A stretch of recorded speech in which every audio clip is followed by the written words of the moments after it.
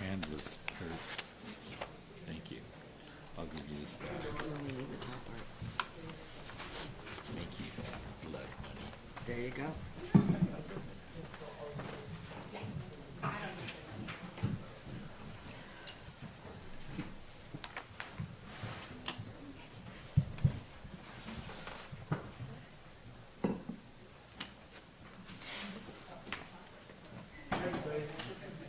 Did everyone get a chance to sign in? Okay. Rob, you especially.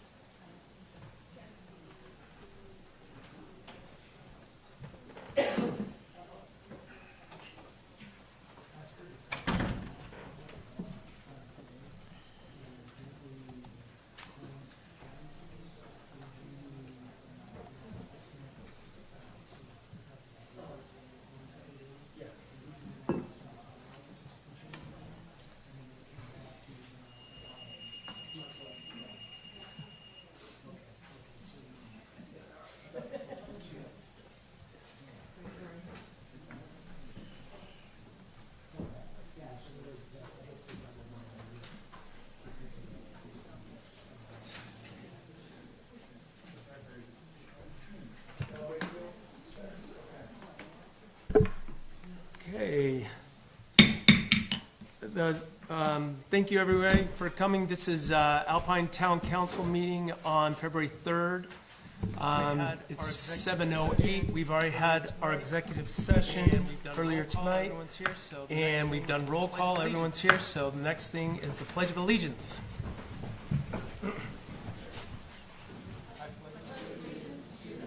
I pledge allegiance to the flag of the United States of America and to the republic for which it stands, one nation, under God, indivisible, with liberty and justice for all. All right, thank you everyone for. All right, thank you everyone for being in attendance. Let's see. Next is. Did everyone have a chance to look at the agenda? Do we have a motion? Motion to approve the agenda. Do we have a second?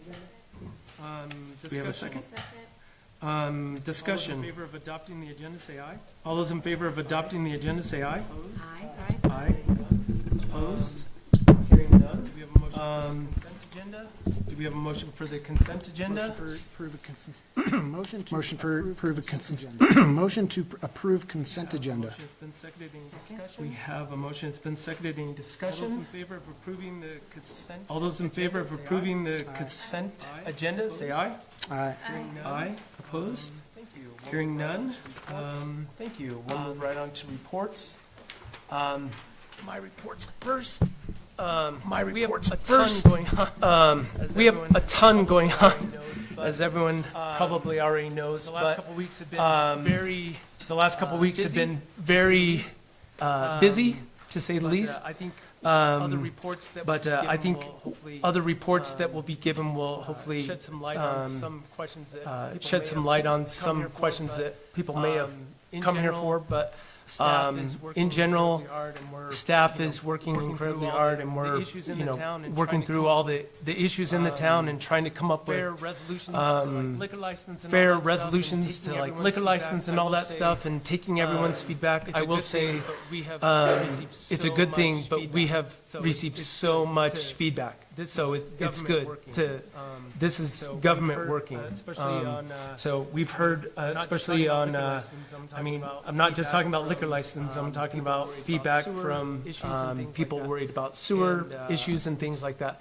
And I don't pay attention it's, to the Facebook comments. I don't but pay we're attention literally to getting, the Facebook comments, but dozens we're and literally dozens getting, of you know, comments, dozens and dozens So, of appreciate comments on everyone. everything. So and how much appreciate they everyone. care, for sure. And So, how much they care, for sure, we're so. listening, we're taking it and all in. We're So, listening, we're taking it all in, that so, part I'm very proud of. anyways, but, that part so there'll be I'm other very things proud I'll of, probably but, so fill there'll you be guys other in things on, I'll probably later on, but fill I'll you move guys over in to on, the clerk treasurer later on, report. but I'll move over to the clerk treasurer Do you have report. anything? No. Do you have anything? My report's one time. No, my report's one time a month, and it was last You don't meeting. want to say anything? You don't wanna say Okay, anything? that's fine. We'll move on to. Okay, that's fine. Planning and zoning. We'll move that's on submitted in to, writing. planning and zoning, Public that's submitted in Works writing. report, Craig, Public Works if you don't report, mind, Craig, come on if you don't mind, come on up. maybe you could give us a Um, update on. maybe you could give us a Alpine Meadows. update on, So we Alpine started- Meadows. Yep, so we started the inspection progress. Yesterday at noon and as of today at 3 PM. You wanna pull it up on? Sorry. I was on the wrong agenda, so if anyone was. I was on the wrong agenda, so if anyone was,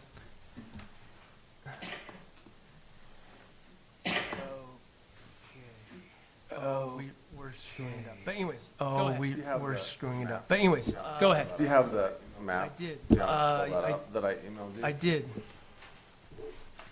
Here it is. In Here it yellow, that as of 3. In yellow, that as of 3 today, that is what they have inspected.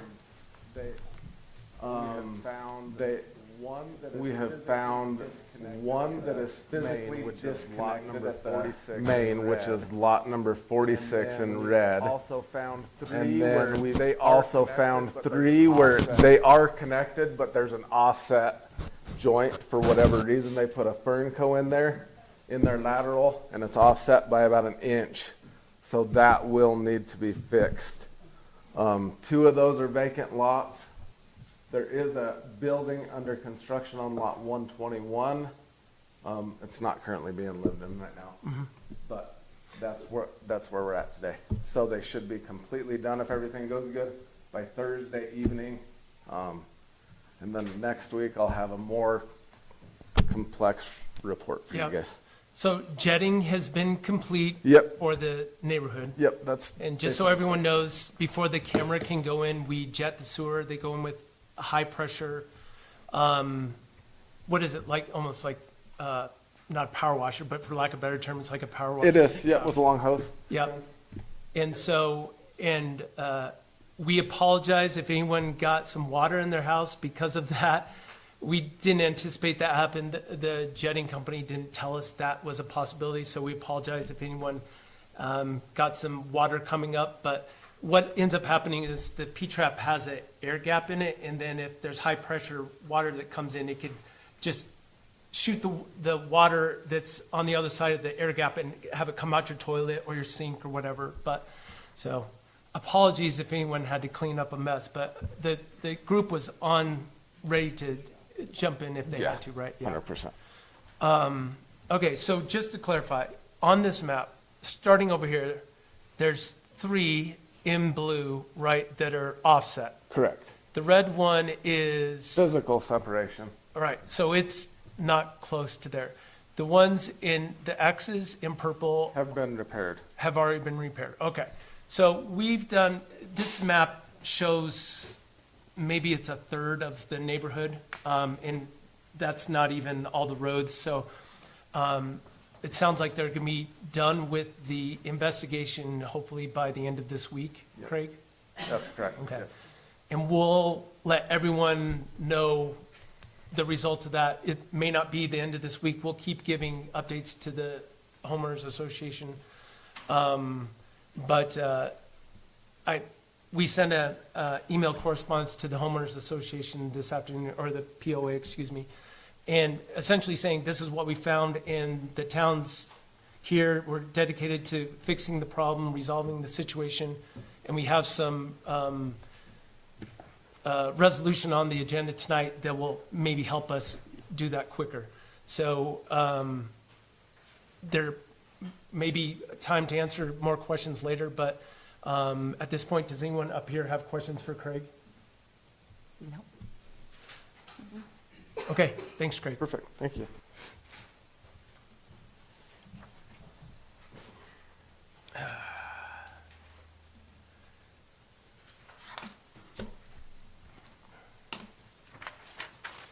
Okay. Andrea, did you want to give a update since Events Committee report is actually second on the list? Oh, I guess so. I just really like to compliment the town and our community on the amount of fundraising that's been done recently for various different things. In January, we had bingo, which helps as part of Winter Jubilee, which helps raise money for the town scholarship fund for graduating seniors. We have at least 7 seniors this year between Alpine and Etna graduating. That's who that fund goes to, so that's pretty amazing.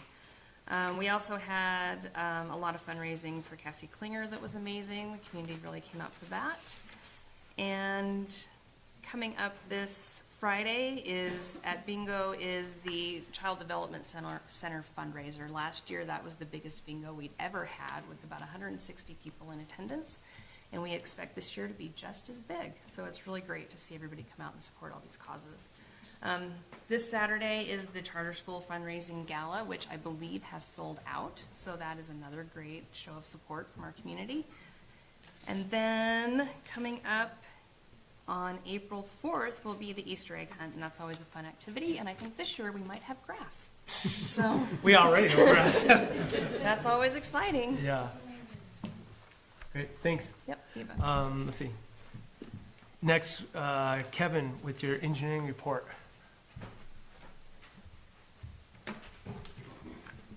All right, council members, mayor, Kevin Mahar, Jorgensen Engineering. The few things that we've been working on is the radio read, the water meters. We've got 2/3 of the invoices on that. So we're trying to go through all those pieces and parts, make sure they all go to the correct numbers. The Grays River well, where the Department of Homeland Security has given us the generator itself, the automatic transfer switch. We're trying to figure out exactly where that location would be and make sure we've got everything ready to go. So that way when y'all decide that it's ready to go as far as funding, budget, FY27, whatever y'all decide, we can kind of pull the trigger and get that thing moving. Yep. So we'll have a backup. That generator, just so you'll know, is going to be big enough to run all 3 wells at one time, whereas the generator we have now only can run 1 well. So during the summer when all 3 wells are running 24/7, we'll actually be able to do it. We've got the recommendation from JVA on the wastewater pre-treatment plant, operation of that. And then we got wastewater treatment plant industrial waste fines and fees. We got from the JVA as that well on that. And then I did get a call from the housing grant today. And they said that most everybody has turned it in. There's like $5 million they can give out. There were $65 million ask. They had 23 people apply, and they said majority of them actually asked for facilities as far as Instead of underground roads and instead of sewer roads. and stuff, And so- yeah, that's what they asked for. Well, that's not And they- good for us because that means most people are ready to pull the trigger then. Well, actually, no, they said that was the majority of them. They said there's very few that actually asked for housing, and that's what they were actually Oh, looking okay, for. so say it one more time. A majority of them have asked for what? Just the maintenance, the facility part, as far as the underground buried. Oh, maintenance. okay. Yeah, Oh. very few actually will look for the housing. So I think you're That's on a really shorter good list. for us. Yeah. So, but they're still trying to work out how and where and those kind of things. So, That's good. yeah. So those are the big things that we've been working Yeah. on. Any questions for Kevin? He always covers it. Thanks, Kevin. Yes. Let's see, next, Mo, Planning and Zoning.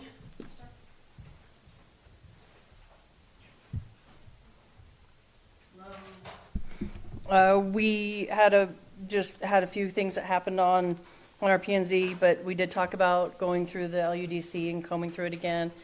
And then having us go ahead and start going through the active permits again and trying to figure out where everybody's sitting on, everything like that. That's about it. I mean, we had a lengthy discussion on a few things, but it wasn't anything to write home to mom about. We had a good healthy discussion on some of the updates on the LUDC. On not everybody on the board's always going to agree on everything. So Yeah. It is the off-season, so, I mean, but. Oh, we yeah, I have no problem. Anticipate it picking up, once Oh, yeah. building season comes. Well, and that's why one of the reasons why we always go through the LUDC in the fall or in the winter time every year. We've done this for years. We always comb through it, so we have no problems doing it again Yeah. too. All right, is that all Okay. you got? Is that everything? Any You guys need questions anything? for Mo? God, everyone's getting off easy tonight. Yeah. All right. We'll get Jeremy Larson here. All right. So economic development, I'll start locally. I've talked to several of our hotels, motels, Airbnb owners, sled rentals with no snow, lack thereof. Everybody's taken a pretty good hit. And it's showing with some. So hopefully something may happen, but yeah, I don't see it. As far as the county, or at least the valley goes, I believe I touched on this maybe a few months ago, but Lower Valley is putting in a natural gas line that's coming out of Soda, coming into the valley through Freedom. I believe it's through Freedom. I don't think it might be through Fairview. Anyway, it's going to hit Afton first in that kind of South Valley area, and then all plans within the next probably 5-10 years. I wouldn't be surprised to see it migrate its way to Alpine.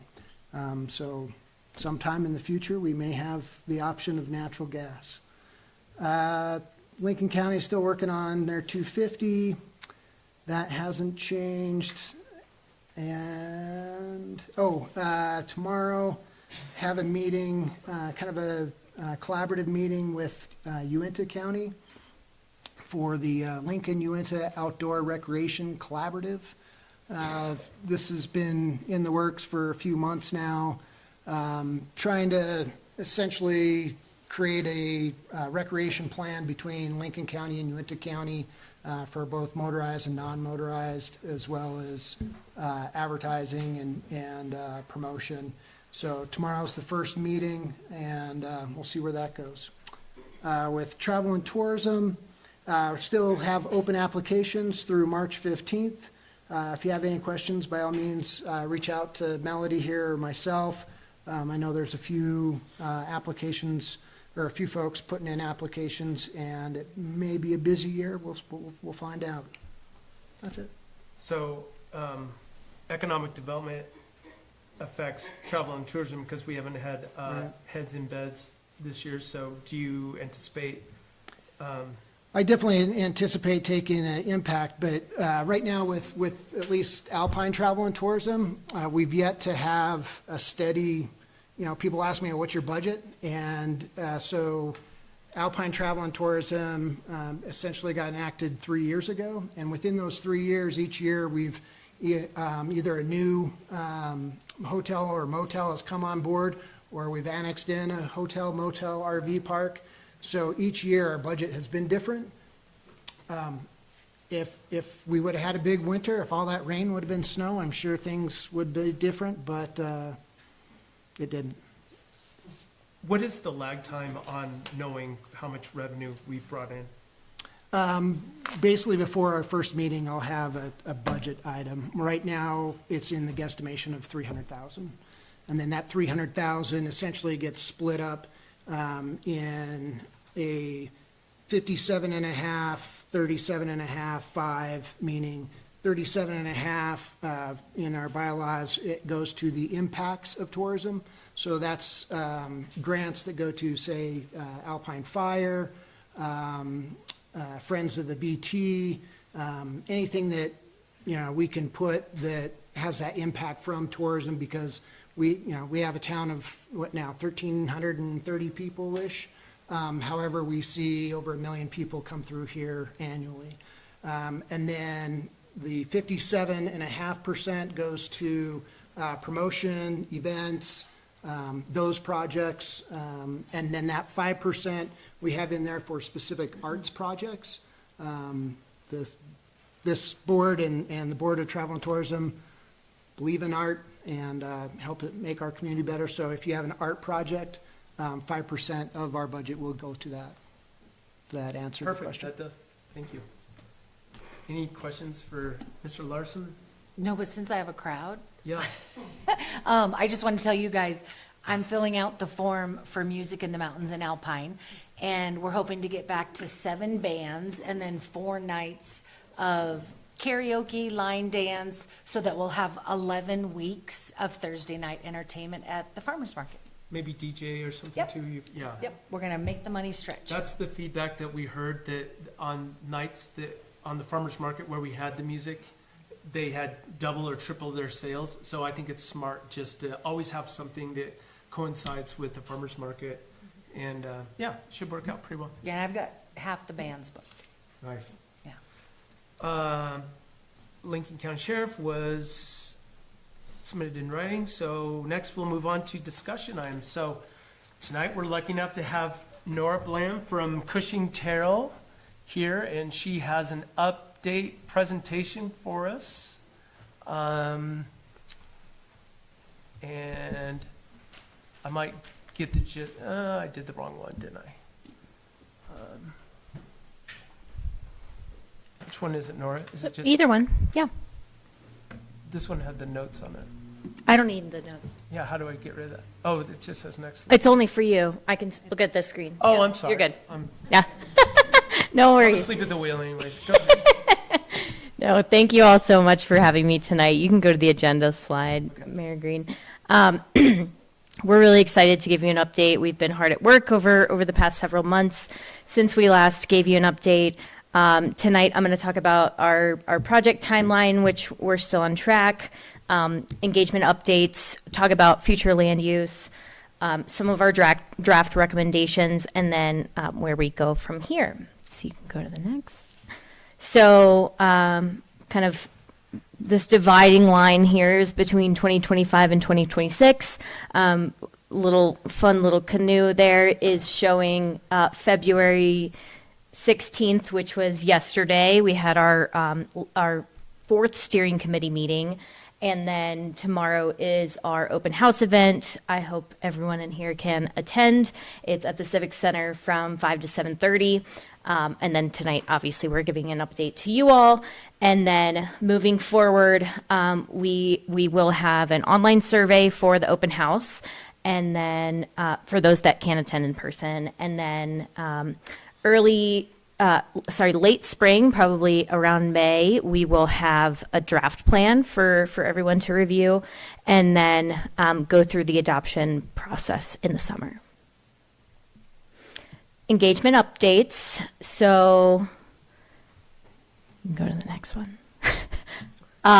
We had some focus group discussions. We talked about transportation, land use and development, parks, recreation, and land management, housing, and economic development, and more of a comprehensive review of feedback is on the project website. So you can go there if you're interested in diving in a little bit deeper. You can go to the next. And then we had our first open house in November, on November 3rd, and then had kind of a pairing online survey for folks who couldn't attend from November 4th through the 21st. Go to the next. So kind of the summary of what we heard at that event. We did have almost 60 people that at least signed in that attended in person. We had 16 responses to the online version of the open house, and then 94 total written comments from the in-person event. What we continued to hear was preservation of nature, desire for more pedestrian and bicycle connections, desire for more outdoor recreation amenities, desire for a more vibrant downtown, need for local educational options, and then need for more affordable workforce housing, desire for more opportunities to come together and stay active regardless of the season, and then a desire for safe routes to school and for crossings for pedestrians, especially for children. And then some community ideas that we heard is for Alpine to be a full-service community, we should have more restaurants. For Alpine to be healthy, we should have a recreation center with a pool. For Alpine to be sustainable, we should have recycling services. For Alpine to be funky, we should have a live music amphitheater. For Alpine to be family-friendly, we should have more kid-friendly recreational and entertainment options. And then for Alpine to be a safe place to live, we should have our own law enforcement. Open house number 2, again, is tomorrow. Hopefully we'll see you all there. And then the online survey will be available from February 19th, the day after the open house, until March 6th. Okay, future land use. This is a concept that's difficult for many to understand, and it does require a good amount of education. So that's kind of the purpose of this slide, is to help everyone understand what it is and what it's not. So it is a tool to illustrate the community's vision for growth, where you do and don't want to grow. It's guidance for decision making, or how town staff can review planning or development applications. It's informed by the public, by data, history, and by private property owners, and it is amendable. So once this plan is adopted, the future land use map can be amended in the future. And then what it's not is regulatory. It's a guiding document. It's not zoning, but it can inform updates to the zoning code. So if a property owner decides that they want to rezone their property, the town staff and you all as leadership would look to the master plan for guidance in how to address that rezoning. It's not a development plan, and it's not new. So the 2006 Alpine master plan did have a future land use map. So the categories that we've gotten to so far in the future land use map are, the first is housing. So the intent is to provide living options for residents at a variety of price points, housing types, and lifestyles. The primary land use would be housing, but secondary could be home occupied businesses or people that work from home, neighborhoods serving commercial uses, think smaller scale coffee shop, and then public and civic uses. And then related zoning districts that could apply here are the R1, R2, public and community facilities, or a planned unit development. Our next category is business. So the intent is to provide places for people to shop, eat, and create. Primary land uses are retail, office, restaurant, lodging, entertainment, and then some light industrial. And related zone districts are commercial and light industrial. The mixed use future land use designation, the intent is to provide a pedestrian-friendly environment for people to work, live, shop, and play. And the primary land uses are residential and commercial, secondary being public and civic. And related zone districts are MRC, PUD, and PCF. The natural future land use categories intent is to preserve the natural places and open spaces that really make Alpine special. Land uses, primary are open space, agricultural, public lands, and recreational. And then related zone districts are the PCF and conservation and recreation. And then we've also dived a little bit deeper to look at character areas, and this is really talking more about the urban form and less about the use. And so the downtown character area, the intent is it's the center of life and commercial activity of the Alpine community. Primary land uses are retail, commercial, and office, and then secondary would be housing, thinking about how residential uses above the first floor, primary uses on the first floor being commercial, and then civic and public uses. And then really the zone district that fits the best right now with the current zoning code is the MRC. The Riverwalk District's intent is thinking about creating a new mixed-use neighborhood that connects the rivers and the reservoir to the rest of town. Primary land uses being retail, restaurants, and recreation serving businesses as well as lodging. Secondary being housing, thinking about, again, that second floor or above. And then civic and public uses. This would likely need to go into a planned unit development in the current code. The US 26 corridor, really thinking about this as a growth area for the town. Intent is to facilitate measured growth along an existing transportation corridor while trying to mitigate impacts of sprawl. So primary land uses being kind of more auto-oriented or highway commercial, office and lodging, with secondary uses potentially behind those being multi-unit housing, and the related zone district here would be the MRC. So this is the future land use map. We have it for the county, or sorry, not the county, the planning area, which is that red boundary on the right-hand map, and then kind of zoomed more in for the town. And really, we've gotten this is kind of the second time that this map has been produced for the public. We did get feedback on the first version and have modified it for this version. And then I think on the next slide is the character areas map. So looking at that US 26 corridor, the potential Riverwalk district, and then more of that commercial downtown Alpine.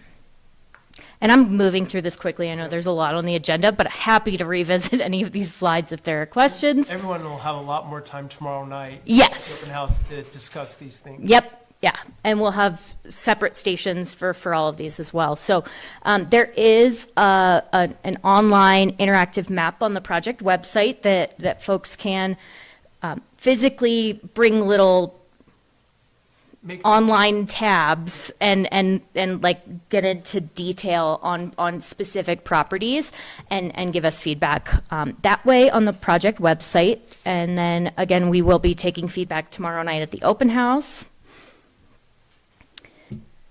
And then this is an exciting new development. We heard through community engagement and through just conversations through the focus groups that it's really important to focus on that pedestrian and bicycle connectivity and infrastructure in town, and understanding that with adopted plans, it makes it a lot easier for communities to get grant funding if there is guidance within an adopted plan for those improvements. So that's the idea here, is that we have a map, and again, this will be available tomorrow night at the open house and the online open house option, but we've got proposals for where like a multi-use path along the right-of-way could go for some of the busier streets, and then a proposed multi-use path maybe just on one side of the road for some of the less busy streets, and then looking at recreation multi-use paths versus just improvements to existing multi-use paths, and then kind of social trails and where potential improvements could come with those. And so, again, I know we're moving fast through this, but this map is available. It'll be online on the 19th, and it will be at the open house tomorrow night. Where's the open house at? The Civic Center, 5 to 7:30. Yeah. Sorry to interrupt. That's fine. Okay, so the recommendations are a lot of kind of the meat and potatoes of the master plan, and they fall into kind of three main categories. The goals are really broad statements, trying to encapsulate the values that we've been hearing through community engagement so far. And then a level below that are the policies, which are derived from the goals, but they represent kind of guidelines for you all and the planning board and town staff to try to guide decision making. And then the actions, that's more of the roadmap. So they're actionable steps to be taken by you all or departments within the town or implementation partners that really implement the goals and the policies within the plan. So for land use, and what I'm going to do here is the goals are kind of are more topic-based, like broad-based elements that it's really important that we address. So I'm going to go through all of the goals, but I'm only going to touch on one policy and one action within each one goal. But again, all of this will be available online, and just for the sake of time, I'm just going to boil it down a little bit. But goal one is to create a Riverwalk experience with a mix of activities and events that draws residents and visitors to experience Alpine. An example of a policy here is to explore leveraging town-owned land and other adjacent properties along the reservoir for future recreation, shopping, dining, and lodging opportunities. Action example is to commission a master plan for the Riverwalk District to determine land use mix, urban form, and funding methods. Next goal is to transform Alpine into a memorable and active Main Street, and then incentivize thoughtful and sustainable growth that reflects Alpine's character. Just to clarify, when you say goal, these are really like topics of discussion. Yes.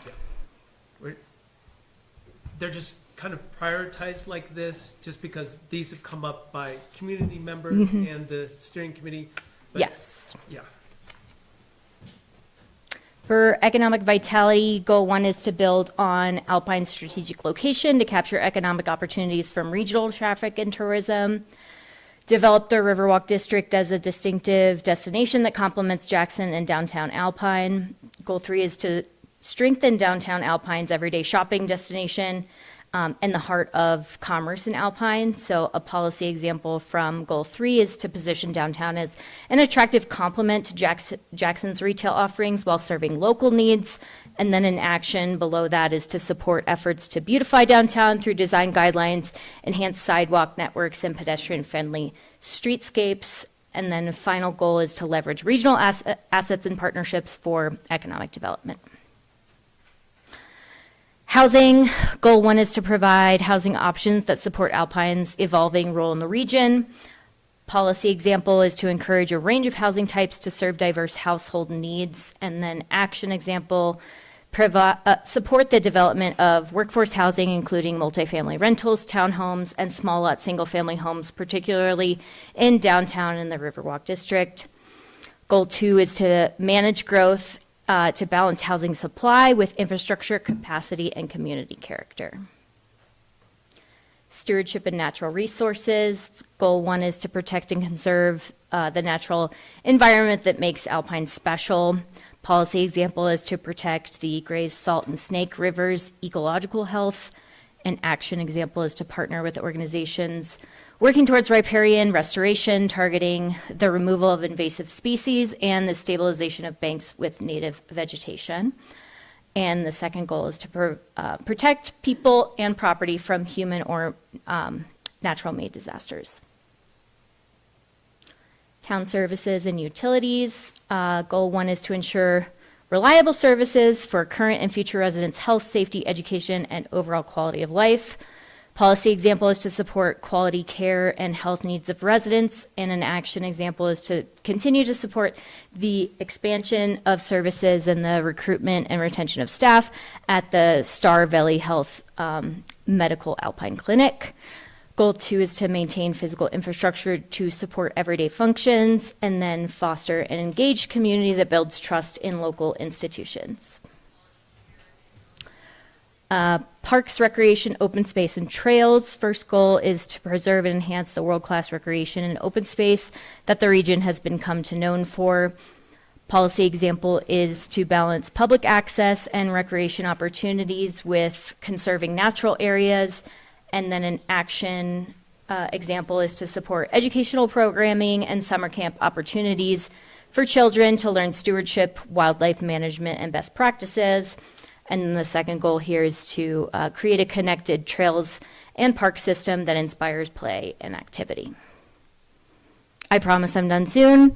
Next, first goal for transportation is to create a connected and convenient options for people to walk or bike to their daily destinations, making transit a more viable option for residents and visitors. So policy example here is to support greater regional transportation services. Action example, advocate for greater frequency of the START trips, both north towards Jackson and south towards Afton, and then promoting a safe and balanced approach to vehicular travel in town. I'm done, yay. Next steps are open houses tomorrow. I can't beat that dead horse enough. And then we are looking to release a public draft of the plan. We're kind of writing all of the bits and pieces right now. So late spring, probably late May. Write it on your calendars for Memorial Day weekend, maybe, to review the draft plan. And then we will be coming back here for adoption in summer, hopefully. You said these various, you had categories, goals, and then the action. You said that is typed up in its entirety? Available online? Okay. Yes. It will be available on the 19th. Okay. But it's also available at the open house tomorrow. Yeah.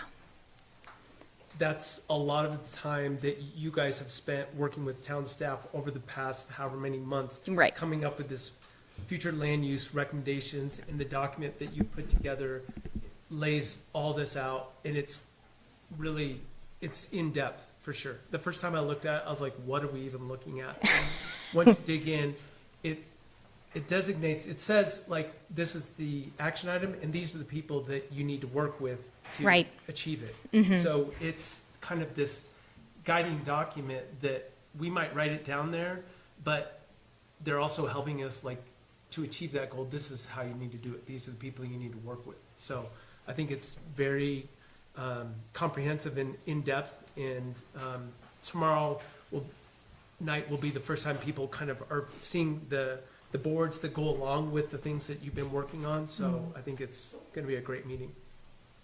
Other questions for start? Nora? Go ahead. Yeah, I'm going to kind of start with the one that I'm starting to get emails and concerns about. So not to love the paths, all of that. Yeah. So what's scaring a lot of people is this future land use map.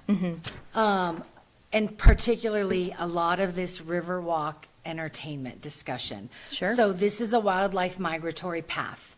I walk it 300 days a year. Okay, but let's be careful. No. Where does it say? No. I see it as one. Oh. Yeah, Okay, I'll let's clarify. clarify. That's- Yeah. it's So not I'll be out designated there, as one. you'll see 60 elk pushing towards the elk refuge south of town. So the part for me, and I say other citizens of Alpine that have reached out to me, is to see, quote, town land, and I think it's zoned conservancy as well. I guess I should probably ask Gina that. No, it's on the map. Oh. It's part of its public. Public use. Yes. And so I think what's starting to make me nervous is just this highlighted mixed-use all of Buffalo Drive. So I know, and I just took notes, stewardship and natural resources, open space, that's kind of our last vestige on this side of the river, I guess I would say, as far as elk migrating, families going out there walking, we've got the ballpark, all of that. So that was just some feedback I've been getting from the public, and so I just wanted to see how the committee is handling it, what the plan would be to rezone down the road, how that would play out. Sure, yeah. And just to, and I know you weren't insinuating this at all, but Yeah. just to clarify, the future land use map is not zoning. It can inform future updates to zoning. But I think there was some misinformation spreading around the neighborhood about that this is a town-initiated rezoning to the properties, which it's not. It's really just envisioning what potentially could be. And so understanding that these are huge land assets for the town and really important for the town's future fiscal responsibility, understanding options. So if this Riverwalk district were to be realized, the town could do a land lease for certain of those those town-owned properties for future economic development, for future recreation uses, and the public and institutional use is allowed in all zone districts. So it's not saying there couldn't be a park or a wildlife corridor that's allowed within that area. And really, with the town owning the land, you have so much of that power, right? So if you were to put out an RFP for a developer that would say want to put in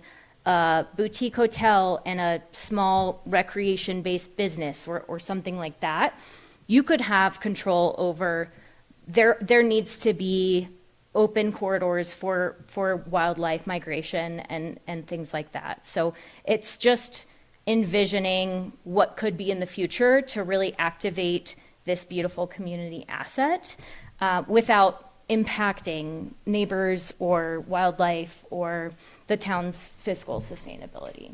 Okay. So I want to just be clear. So we have a very long agenda. Okay, yeah, If we that's could fine. keep, and a lot of like questions like that would be perfect to discuss tomorrow night. But is there any questions specifically on the presentation that Nora gave tonight? Or, maybe we could take a few more light questions, so the understanding, but the purpose of your presentation tonight is really to announce that you're here and to put everyone on notice that they need to come to the open house tomorrow night. See you all there. Yes. And do you think it could be a presentation style versus last time you kind of roamed? But I was hoping for people, we'd have chairs out, presentation, microphone, or is it back to, again, roaming? It is roaming just because that's the most efficient way that we can talk to the most people.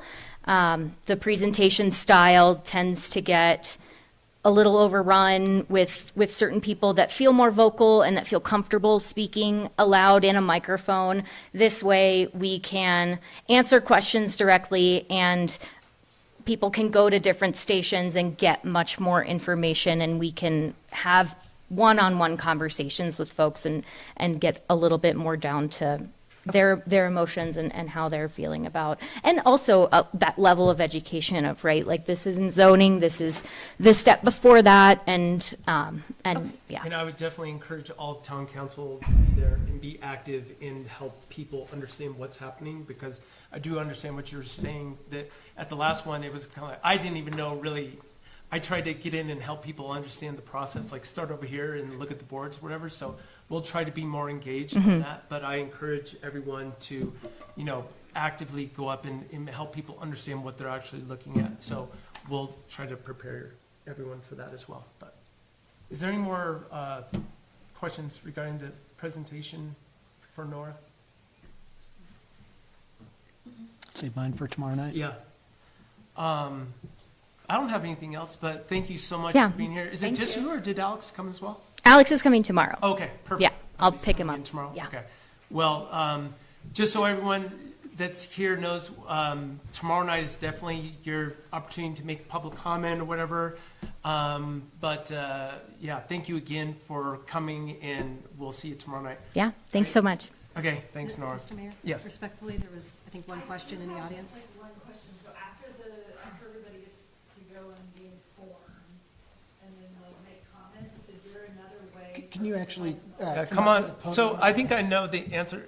So what's the next steps? Yeah, so there's an online open house survey. So it's the same information that's going to be presented and that we're getting feedback on at the open house event tomorrow night. It will be online from Thursday the 19th till, I think I said March Yeah, it was. 3rd or 5th. March 6th, thank you. Somebody wrote it down. That's great. Yes, so it's all available online, and then happy to provide my email if anybody is interested. It's on the master plan website, which is alpine-master-plan.com. But let me. And it's likely to be just added to this agenda, so if anyone at home wants to see it after today, we'll also put it there. So it's easy to find.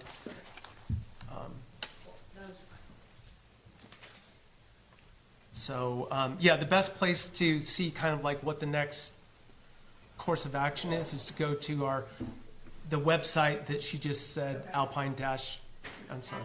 Yeah, it's a doozy. Anyways, thanks again, Nora. We'll move on to our next item of business. So under discussion items, just so if there's anyone here that doesn't know, these are just kind of open discussion for town council. We're not making any decisions, but we just kind of want to get it out there in the world. The next one is the discussion on paperless billing, and the staff has done a report that shows kind of what we spend per year on sending out bills for water and sewer. And Madam Clerk, do you want to just give us the long and short of it, of what the report said? Is there? Yes, so Melody, our Public Works Administrator, did a pretty comprehensive report for just the whole process of billing, and captured for us the documentation on how much time is spent printing bills. Of course, the cost of the actual postcards themselves, and then stamps. So she did a really fabulous job at looking at that. She also gave us some pretty in-depth information about the billing system and how it works. And so when we look at that, what I see is that I think after enacting the actual new system, I know we sent out a lot of notices, but I actually had a discussion with Councilmember Weird about this. And so after she read this, she went on the online billing and thought, oh, there's where you sign up for online billing. She signed up for auto pay, but there's a second step. You can't, so signing up for auto pay does not get you on online billing, get your bill emailed to you. So her question was, did other people miss it as well, like through that process? Because when she got the information, she went in and she signed up for online billing or online payments. Yeah, and not paperless billing. So I do think there's a lot of opportunity. There's a huge amount of time spent, and I can tell you those cards, depending on where you get them and how they're set up, this is best case scenario when everything operates right. I can tell you we have had times that Melody has spent a whole day just trying to get it to take the paper in the copier as well. In addition It's to extremely laborious, and so It once they is. get printed out, then there's a stack of them like this. Then they have to be They have to separated. separate each one, Each and one. I come in and I'm like, what are we doing? We're taking hundreds of just these things and trying to separate them. It's like a stack of brand new $100 bills or dollar bills, whatever you say. But you've got to literally like go and separate each one. It's laborious. And so this kind of sparked, like, maybe there's some room for improvement on this. Maybe we can save some money. So can we just text out and just ask people to sign up for So paperless billing? I think we have definitely a few options in Melody. Yeah, and so pretty much the analysis showed, and she did not make a recommendation, but the truth of the matter is we could do nothing and just keep doing the process we're doing now, or we could try a process where we do a marketing effort to try to encourage people to voluntarily sign up for online billing, or you also down the road have the opportunity of maybe even considering some sort of mandatory program, and that that says everybody needs to be on paperless billing, and if they're not, you would render some sort of fee. So You could those are- opt in to get paper, to receive your bill. Right. But there might be a fee associated with that. And that's what she's trying to determine here. Like, maybe for us to, it's some rough math, but basically, maybe it's around $1.21 to get the bill sent out for each bill that we have. So maybe we would enact if you want to receive your bill, maybe it's $1.50 to receive your bill, or something like that. Yeah. In addition to what you would pay on. But I feel like there could be a phased-in approach, so, but that's certainly up to you guys. Questions for Monica regarding this? I mean, I think the end, literally going to paperless could save, just rough math, $8,000 for the town. Postage alone is $6,000. I think the cost of the staff just to do it is probably exceeds that. So, actually, I think you would have to total all those right there.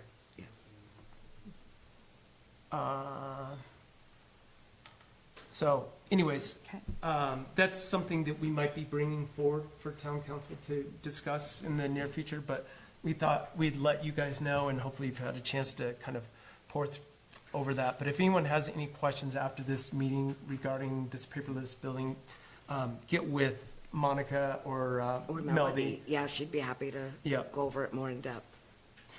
Okay, next, we will move over to Alpine Travel and Tourism. This is basically the kind of town's grants that we are looking to apply to travel and tourism. Winter Jubilee at a cost of $10,000 is what we're thinking. Mountain Days at a cost of $15,000. 4th of July fireworks, we typically ask for $15,000, and this year we're going to ask for $25,000 since it is a bigger celebration, since it's the 250th anniversary. I anticipate it going back to $15,000 in the future, but you never know. Music in the Music in the Mountains, $20,000. Music in the Mountains emergency management signage. I think that's a typo. Oh, it's a typo, sorry. Yeah. Emergency management signage. So this is the sign that's over in front of the Three Rivers Motel that says, it doesn't really even work. It has so many lights out, you can't even read what it says. So the question is, do we want to replace it or improve it? And so I think the ask is going to be for $30,000 to look at options to maybe even relocate it and make a better sign. The holiday lighting project, this was kind of something that was a potential new project that would be really economic development, because we would, similar to what Jackson does, we would hire a group to light all the trees at the Civic Center and have an event like Santa Comes to Town. It would be right around Thanksgiving. And then it would be, a destination event that we would hopefully bring people from the area. So we're still trying to put together some numbers on that for the cost, but I do know, of course, our electric bill would go up quite a bit for that. But I know Jackson spends somewhere in the range of $30,000 to do what they do up there. So I'm not saying we would compete with them, but, just so you know, that's about what it costs to get those lights up. And then the 250th public art installation, which one is this? For the mural, if we want to get additional funding. For the screening or a mural? Okay. So we've already received $25,000 from the county to put some screening up around the substation. You've probably seen it around business or construction sites where they put like this green screen up so you can't see the construction site. So we would do the same thing. We've already been working with the Star Valley, what's it called? Arts Council, and we're going to hire 4 people to design what the screening would look like, and it would kind of repeat around there, and we're just trying to beautify that. We don't have a place with a big wall that we could have done a mural like what Thane did.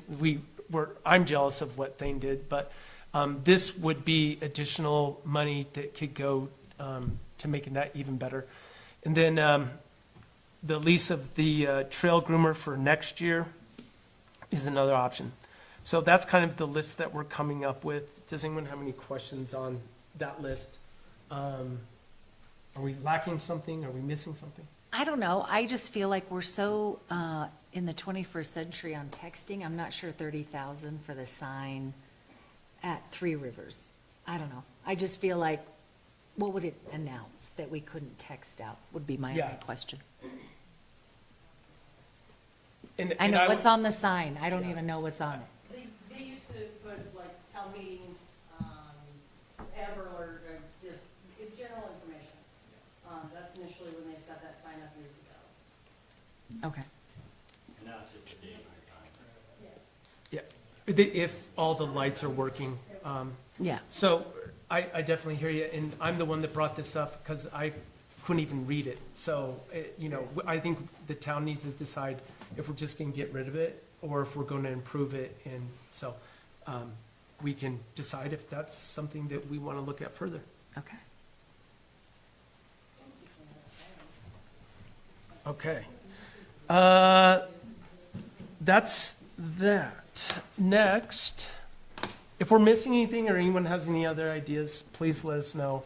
And then we will put the application together for, I think that's a pretty comprehensive list of what yeah. we've been talking about or doing. I mean, the one I feel bad about is the groomer.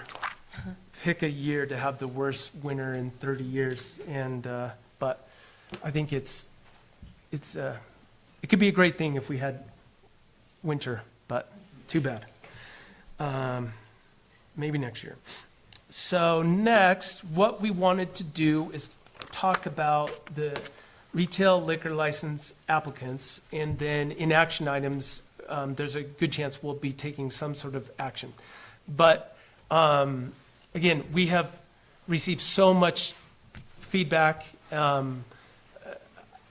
wouldn't be surprised if we've received hundreds of emails and people, not faxing, but, sort of delivering these things to us. We've received a lot, so it's been great. I wanted to take this opportunity to open it up to town council because they have been doing a ton of research on taking this feedback and maybe seeing if there's other options for the applicants, because this isn't the only liquor license option that the town of Alpine has. So maybe there's some other things that we could look at. So I would open it up to, I know Councilmember Larson, you've done a lot of research, and Councilmember Scavidi, you've talked to the liquor division. So either one of you, if you want to just say a few words Sure. on the research you've done. Yeah, so I've spent I spent many hours, but, so what I kind of wanted to bring up, and I think Jeremy may go into more depth, I did some research. I went on the liquor license website. So we have 5 in-town retail at the moment. We have 4 restaurant, and we have 1 county malt license. But one of the things that's been really painful in this process is, and I've said it before, is I feel like we're still in the 1950s, and I wish we could just be more in control as a town over liquor licenses. So, I want a wine bar. I want a community place. I'd like options for businesses to increase their bottom lines. So one of the things I was looking into, depending on how this all plays out, is that we can go to the state legislature and ask about amending Title 12-4-201. And what I found was perhaps a resort gateway amending for our liquor licenses, where we could take in the population from Broken Wheel to Bananas. And so I feel like that is Alpine. We're unincorporated, we're also municipality. So if we can expand that population, we could perhaps get 2, 3, 4 more licenses. So long story. That's on my docket. I've got 2 or 3 people enlisted to work on talking to a representative who would sponsor the bill. And then it would go to, not to give you guys all this lesson, a legislative service office, and then it would go to perhaps a revenue committee, and then they would vote on it. If we don't amend the entire thing at the state level and we are a resort gateway, then this might be an option for us. And so it's one of the things I've been researching, just so all the applicants know. Thank you. Mr. Larson, did you want to update us with some Sure. of your research? So I've been, same thing, back and forth with Liquor Division. However, I am waiting on a call from Jason, who's head of Liquor Division, for a few specific definitions. One is the possibility, and it looks like a couple other communities in the state are doing this, is the council creating an ordinance that, because I believe the one thing that this body has the hardest time with is we're literally giving somebody a golden ticket for practically free that can be resold. Not that any of your applicants would do this, but the reality is it could be resold for hundreds of thousands of dollars the next day. And so what a couple of other communities have started to do, and what I'm waiting on from Jason is, one, is it correct, but this body created an ordinance that license would have no monetary value, meaning that going forward, this won't include the previous licenses because they're grandfathered in, but this license going forward could not be resold. If you chose not to use it, then it comes back to the issuing agency, which is the town of Alpine. It could, the town, this board would put whatever contingencies that need to be on it. So say you use it and you decide to sell your business, well, that license can follow the sale of the business. It's just that license doesn't have a monetary value in and of itself. And then putting, say, a time limit on it. So if you have the license, you're not using it within X amount of time, then that license is reissued, has to go back to the issuing agency. So that's one thing we're checking on. I don't know if this changes your business, any of the applicant's business plans. They were counting on being able to resell that, but that is something that this body is looking into. And if it's doable, more than likely we'll explore that route. There are a couple licenses, there's actually several licenses that the town of Alpine currently isn't using. One is a bar and grill license. Bar and grill license is similar to a restaurant license in that there's a 60-40 component to it. The difference being, though, is that 60, so a 60-40 component in a restaurant license means you have to, 60% of your sales have to be food sales, and no more than 40% of your sales can be alcohol sales. So in the bar and grill license, the 60-40 is 40%, no more than 40% can be alcohol sales, but the 60% is divided into food and entertainment. So this kind of covers if you're, say, bowling alley, movie theater. There's a couple of businesses that are being talked about starting up that they're not here tonight, but I'll be reaching out to them. But we have the ability to have 2 bar and grill licenses, and those are not being used.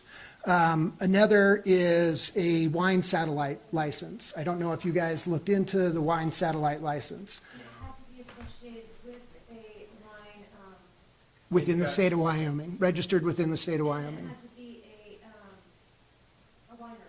Correct. So you have the option there is, so in wines and in every alcohol, Wyoming is a little similar to Utah, that all alcohol, beer, wine has to go through the state and be registered through the state and then come back. So you can't just be like, oh, I want to sell X brand.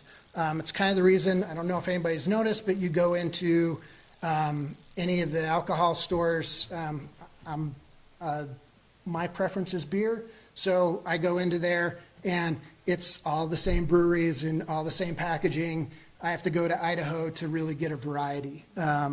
And so Wyoming, that's the reason why Wyoming. So if you want to be at a beer, a wine, a certain alcohol, if you want that brand that is out of state, and you want to bring that in, they have to register with the state and then go through the state process. So it only encourages high capacity sales, not one-offs or two-offs or three-offs.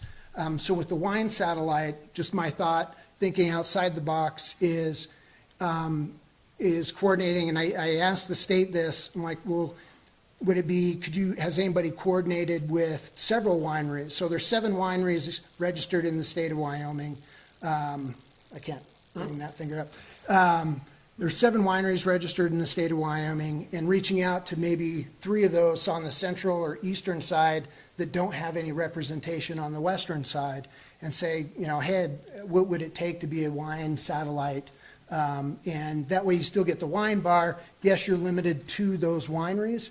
I don't know if you've been, I assume you've been to the Jackson Hole Winery up there? Yeah, and I did speak to them about it, Yeah. about trying to be a satellite of them, but there was some glitch in there where I couldn't So, do it, because I did call Jason too. Okay. And talk to him, and he told me that, but there was something where I couldn't do it. I'm not- I have to have more of a processing, like the Jackson Hole Winery has that cabin, and they have all their wines there. Like, I would have, it's different. I'll follow up with him, because the person I talked to is, each winery can have up to 3 satellite offices, and they just have the one. So that, They have one at Teton Village, they have one at the 2, Jackson, right, and they then have one of, shut down the one at the cabin. right. So- So that's the one, they have one available, I guess. But be it them or, like I say, another winery, but that is available, so a wine satellite license is available. And it's their business, not mine. Right, yeah, that's what I mean, it's a trade-off, but it's just a license that could be used that we're not using. I looked at every opportunity last year I looked. Okay, When I first started this, and then me and a fighter got that license. gotcha. And then, but I don't know if you've looked into the hotel resort license. This is one that there's several other hurdles that would need to happen. So you have resort license, and then the state came out with a hotel resort license. What I'm waiting on Jason is a definition, because the 3 qualifiers are the property has to be worth above $5 million, which I'm sure that is. And then you have to have a conference room that can house 50-plus people. I don't know if that fits into the lodge, if that's part of the plan. And then the third is you have to have 20-plus rooms. In state statute, it doesn't say, it doesn't define a room, and it doesn't say RV lot. So that's the question for Jason. However, the person I spoke with, as this body, we can define those parameters. As an issuing agency, we can set our own definition, meaning we can say, okay, you have, in the town of Alpine, and if the bordering of our issuing agencies, a room constitute as 1 RV spot, or 1 room is 2 RV spots. But this body has that ability to define what it means. What the hotel resort, how it differs from the package is it's not as free as like, hey, you can just go in on-premise, off-premise, and catering. It's pretty strict to on-premise, but you're able to do, like you were talking about, alcohol delivery. Say if RV spot number 3, wants a pitcher of margaritas, you can send that to them and then have that for sale within the boundaries of the RV resort, or the hotel resort, as they call it. Again, I'm waiting on definitions. I don't know if that helps, but we're trying to do what we can. And then beyond that, I don't think, yeah, that was it. I'm still waiting on a few things, but I just know that this body's looking more specifically at an ordinance putting that license to zero value. I don't know if that will change, but I know that myself especially, and I've talked to a couple other council members, that's one thing that we have, I guess philosophically, a hard time with the government kind of giving a golden ticket, so to speak. That's it. That's all I have. Thanks for doing all that research. I know there's still information coming in, and hopefully we can get all that information before we make a final decision. I don't know. We may make a final decision tonight. I don't know, but it's still kind of on the table. We actually don't know if we'll make any decision in the near future. That's how up and down it is. But we've kind of said that we would like to whittle it down if we could. So any other discussion on that? We could probably. Yeah, I mean, I would just add, first of all, the public feedback, and we've gotten hundreds of emails. And it's very endearing to see how much this community loves all of your projects. So be proud of that. And yeah, how this is set up is silly because we're squelching entrepreneurs from being able to do what they want. Just to speak briefly to Jeremy's point, that I would just urge the council, I don't want to hold up this current application process for an ordinance we may or may not write in the future. That's not fair to the people that are sitting right in front of us. Moving forward, yes, great, let's figure something out for the next time we're in this situation, but it's not fair to make people wait on a hypothetical in the future. If there's other pathways forward for these projects, let's figure that out so we can maximize, again, getting these projects off the ground.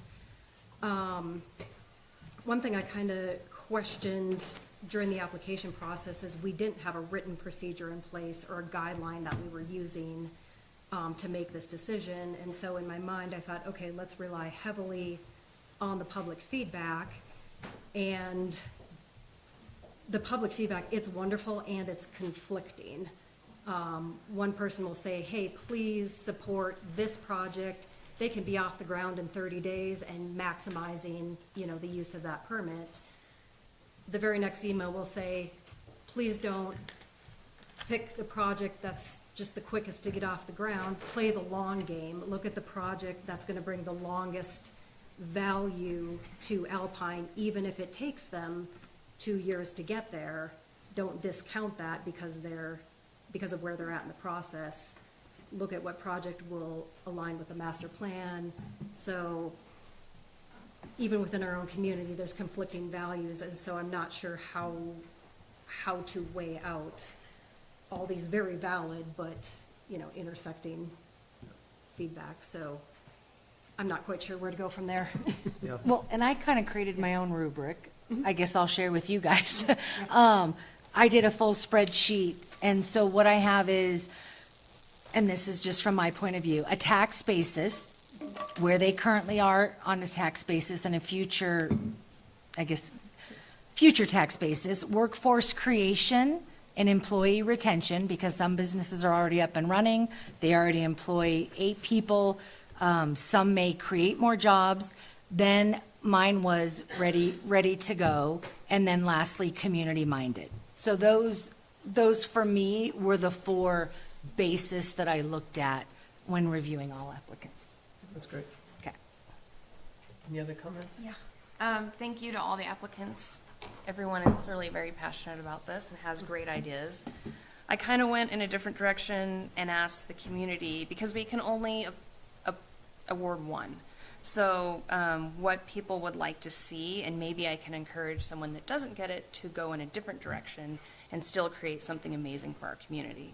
Some of the number 1 suggestion was an auto parts store. If someone opened an auto parts store, they would be a local hero. I mean, that's just it. And add liquor to it? Is that what you're saying? Maybe you could, yeah. Is that other business that you were saying? Instead of a bowling alley, we have auto parts? I guess you could put an entertainment value on that. But, a pet supply store, something for the kids to do in this town. That is something we're dying for. Maybe some kind of a internet cafe sandwich shop or frozen yogurt, a crafting space, a flower shop. There's so many options. There's so many things that we need here that we're lacking. If this doesn't work out, please keep looking, keep thinking, come up with something. There's still a business plan out there for everybody that will work in this town. And thank you for applying. Yeah. And as I said at the last meeting, when we have the 2030 census, if our net gain of population is 1,500, we'll have another one of these available to us. Correct. All right. Any other discussion items? All right, we'll move right into action items. So the first thing we have on there is a motion to establish the top 3 retail liquor license applicants. This is something that, after that discussion, I don't know if we'll get a motion to do that, but my idea was to establish a top 3 and give another opportunity at the next meeting for people to ask questions or maybe tweak their application if that was a possibility. So that was kind of my thought, and that's how it's written on here, but it doesn't have to be that motion. It could be a different motion. But I'll just open it up to see if we have a motion to get something on the table here. I'd like to make a motion to establish the top 3 retail liquor license applicants. Do we have a second? I'll second it for discussion. Okay. We have a motion. It's been seconded. I'll open it up for discussion. Like I said, I don't know if everyone has a top 3, a top 1, a top 5, but I was hoping to get it whittled down if we could, but I'll open it up to discussion. Just come on up. Oh. Well, no, Not hold on, yet? not quite yet. Sorry. We'll give you a chance. Yeah, we're gonna discuss between town council.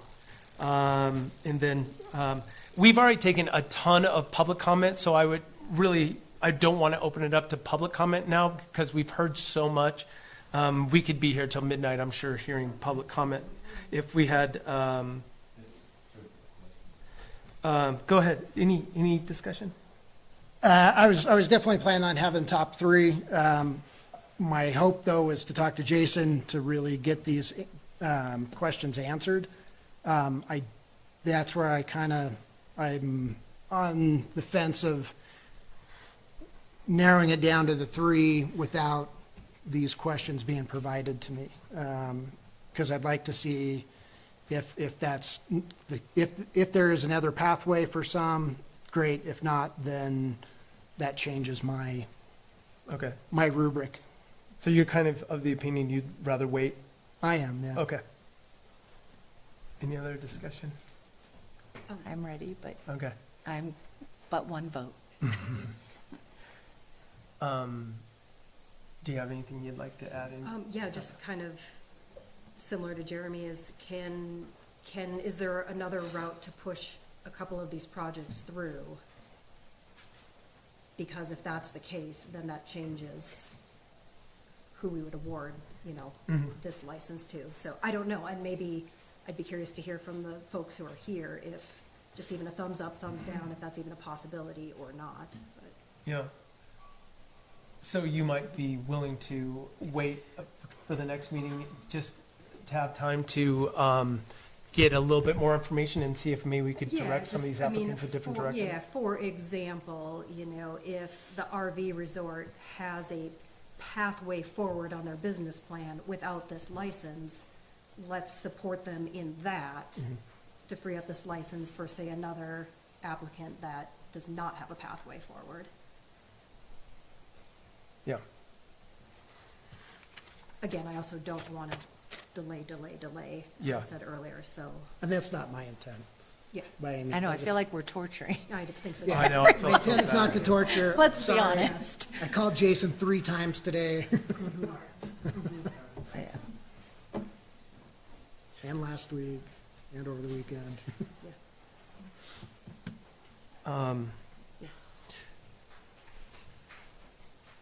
Yeah, for me, this has been, I mean, I've read practically, I'm sure I've read every single one, and I've received phone calls, and like I've said before, this is not something that we take lightly. So we're taking it serious. I'd love to be able to support every single one of these businesses and try to find a way to, you know, push it to something. When I started to do more research, some people brought up that, for example, opening up just a packaged liquor store may not add additional revenue to the amount that we gain already. It would more than likely be distributed through, say we've got 5 liquor stores or places to buy right now, adding a 6th may not add additional revenue, so it might just stay the same. It just has more locations for people to buy.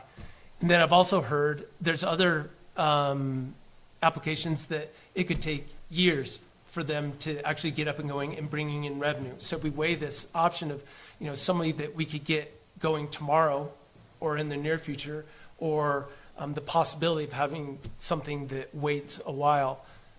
So this is, I know it's torture for you guys, but it's kind of torture for us as well. You know, Jeremy is right.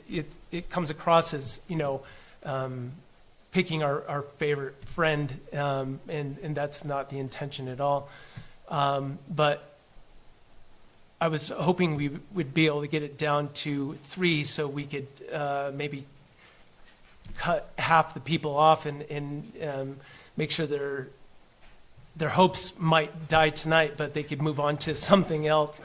But to me, there was really 2 that rose to the top. Those 2 were El Capitan and the RV park. I think those are ones that could make a real difference in how the town looks in the future. Yes, we could have liquor stores in, you know, 30 days up and going, but does that really make a difference to the town? So that's one of the biggest things that I've been kind of going back and forth on. You know, I think also, you know, as far as the RV park's concerned, I think they have potential of bringing in a lot of revenue, but, you know, their business is really catered to the tourists, and how many people that live in Jackson are going to be, you know, going and buying booze there. And there's also 2 other liquor stores on that same corridor, and across the street there's a KJ's has malt beverage. So those are some of the things that I've been wrestling with. But of course, you know, I was hoping that maybe we could find something that, you know, you guys could add malt beverage like what KJ's has, but I find out that that's only allowed in the county. So, I mean, these are things that I don't know if it's just the town of Alpine that's dealing with this, but I'm sure it's not. So we need to get with our local representatives at the state and tell them, like, these are some of the things we're dealing with, and we need to make these changes so we can have more businesses have this opportunity. But that's kind of the long and short of what I've been grappling with. But for me, you know, if I was having to cut it down to 3, my 3 would be El Capitan, Alpine Valley, and Ken and Lisa Harris as the 3 that could really make a difference and improve the overall, you know, experience that people would have in the town.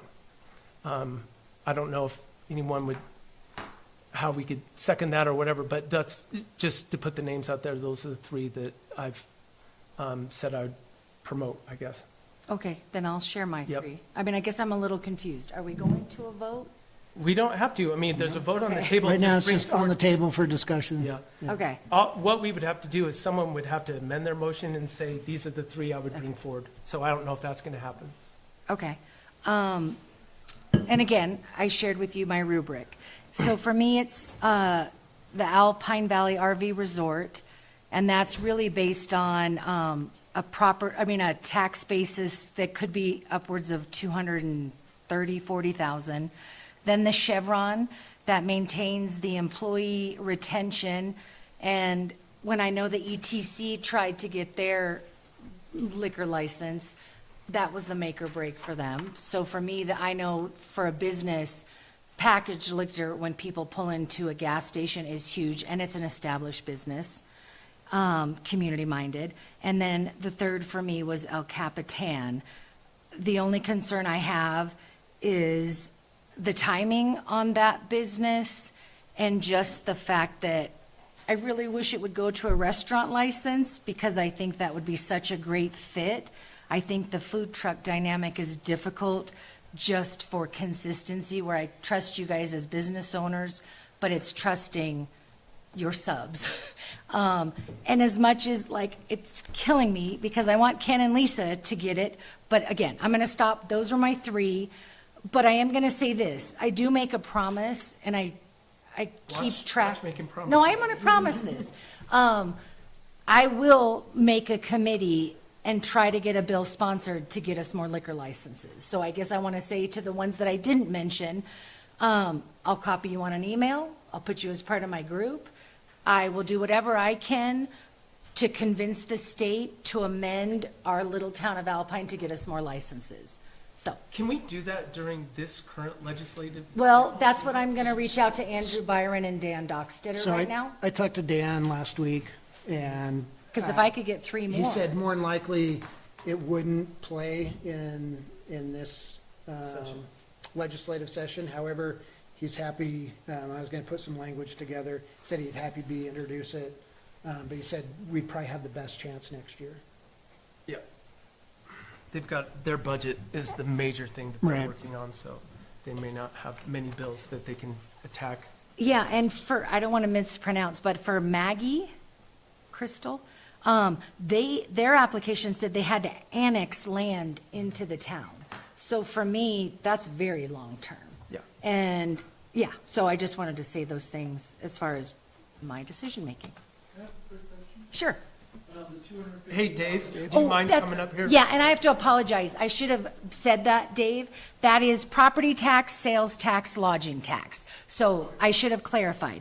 Pretty much 50,000, I think, in, and I want to clarify. 50,000, I believe, will be the future tax base for the RV park. 32,000 technically is what was presented by the Chevron. And then for yours, I had roughly, I think, 19,000 to 30, or what did you have down? 54,000, I think? Oh, 54? 54,000. Okay, and that was based on, okay, so that's part with your property tax. That's combined. That was all combined. Okay, 240 was the I RV think it was park, 10 grand for the property tax and like 42. and then for- 42 for Something like that. alcohol, okay. Okay, thank you for the Yeah, clarification. no problem. Come on up. Please. Before this turns into a popularity contest of who gets the license, I think there should be like 10 items of criteria as to what fits this specific liquor license. You need to be this, you need to be that, you need to be this, you need to be that, maybe 5. But the way I see it going right now, I can see this being a popularity contest rather than, you're going to vote for so-and-so, and you're going to vote for so-and-so. And it's not really the proper way. It's just you throwing out your opinion as to who you would like to see get it. So I would just like to add this to your mix as to maybe you should set up some guidelines for criteria. I appreciate you saying that. I will promise you that this is not a popularity contest. Well, it can be. I totally understand, but you're kind of making an accusation that we are making it a popularity contest, and that's exactly what we're trying to avoid. I understand what you're saying. Councilmember Scafidi has come up with her way. I don't have my rubric to show everybody, but I essentially did the pros and cons for everyone and did basically the same thing, and I think everyone up here has done that. Okay. So I appreciate your feedback, but yeah, we'll, in the future, great point. We need to come up with a system Yeah. that this gets taken care of in the future, so there's less of what you're actually seeing now, because there's no doubt it's very difficult. Any other comments, questions, discussion? This is really a struggle, and I do agree with what you said. Having some set criteria, I think, would help, because we're kind of, each of us individually trying to come up with our own criteria and decide Yeah. how to make it work and who fits into it and how it's going to best benefit the community. And we've gotten a lot of community feedback, but it is also really hard to sift through that and keep track of it. Yeah. We have a motion on the table. I just want to essentially take a straw poll. Do we think that we can land this tonight, or do we need to wait to get some more information and we could table this until the next meeting? I think I know your answer. Yeah. Okay. I'd like to wait. I hate to drag it out and keep everybody, on pins and needles and delaying their business plans, but I really want to make the best decision. Maybe we could have a work session with our next meeting to kind of come up with that criteria to go through. For future or for this? For this. Okay. I mean, I don't know if that's going to take up too much time, but, That would definitely. and I would like to get the answers that Jeremy's working on. He's Yeah. put a lot of time into, and Shay, into reaching out and getting more information. I think also all the applications, I mean, obviously they want to get up and going now, so they're ready for the summer.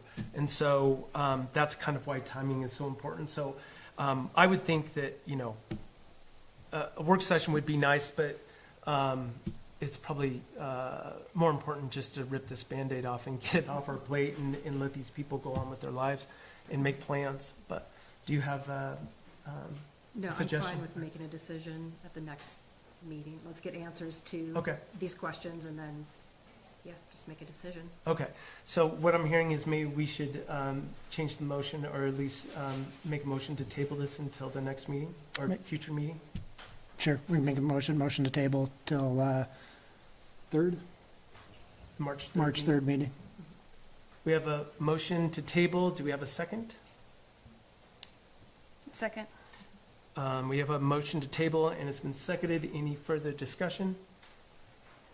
All those in favor of tabling until the next meeting, say aye. Aye. Aye. Nay. Opposed? Nay. Nay. That motion carries, so we will table it until the 3rd, and then hopefully we'll have a chance to,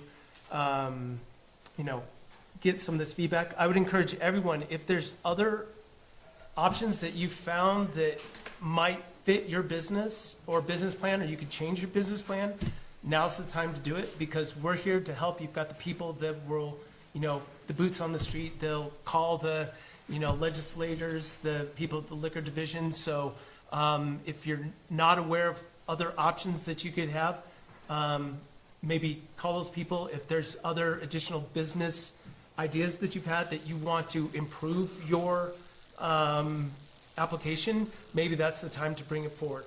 So, Okay, and tomorrow I'm going to reach out to see if we can find someone that would sponsor this amending. I'm sorry. I'm going to reach out tomorrow. Our to legislators? see. Yes. Okay. Awesome. Yeah. Okay, so that passed. It's been tabled. I saw one hand in the back. Is that a clarification question? Yeah, you want me to- Yeah, please. So on March 3rd, is there just going to be the finalists selected, or is it going to be going down to 3 So candidates? we didn't select finalists. So right now, everyone's still a Right. viable option. But on that meeting, will the person who gets the liquor license be determined, or is I that wouldn't something- promise anything, and that's what's so tough Okay. about this, because we don't have a criteria, we don't have anything laid out what the process needs to be. Yep. So we're kind of shooting from the hip. I would hope that we have 2 weeks to get a resolution and answer a lot of the questions and give you an opportunity to update anything if there's additional things that you'd want to bring to light. Get that to us as soon as possible so we can have a chance to do some research.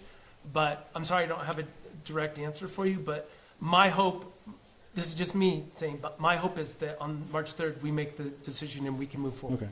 I was just wondering, because we just have some plans in March, and we pushed them back to Yeah. make sure we were at that meeting, and I just want to make sure we change our plans accordingly so we can be present. Well, I'm really glad you're when going to be at needed. the next meeting. You know, so. I think the goal is to try and, for me, would be to try and make a final decision Okay. and just be done and let you guys Yeah. move on with your lives.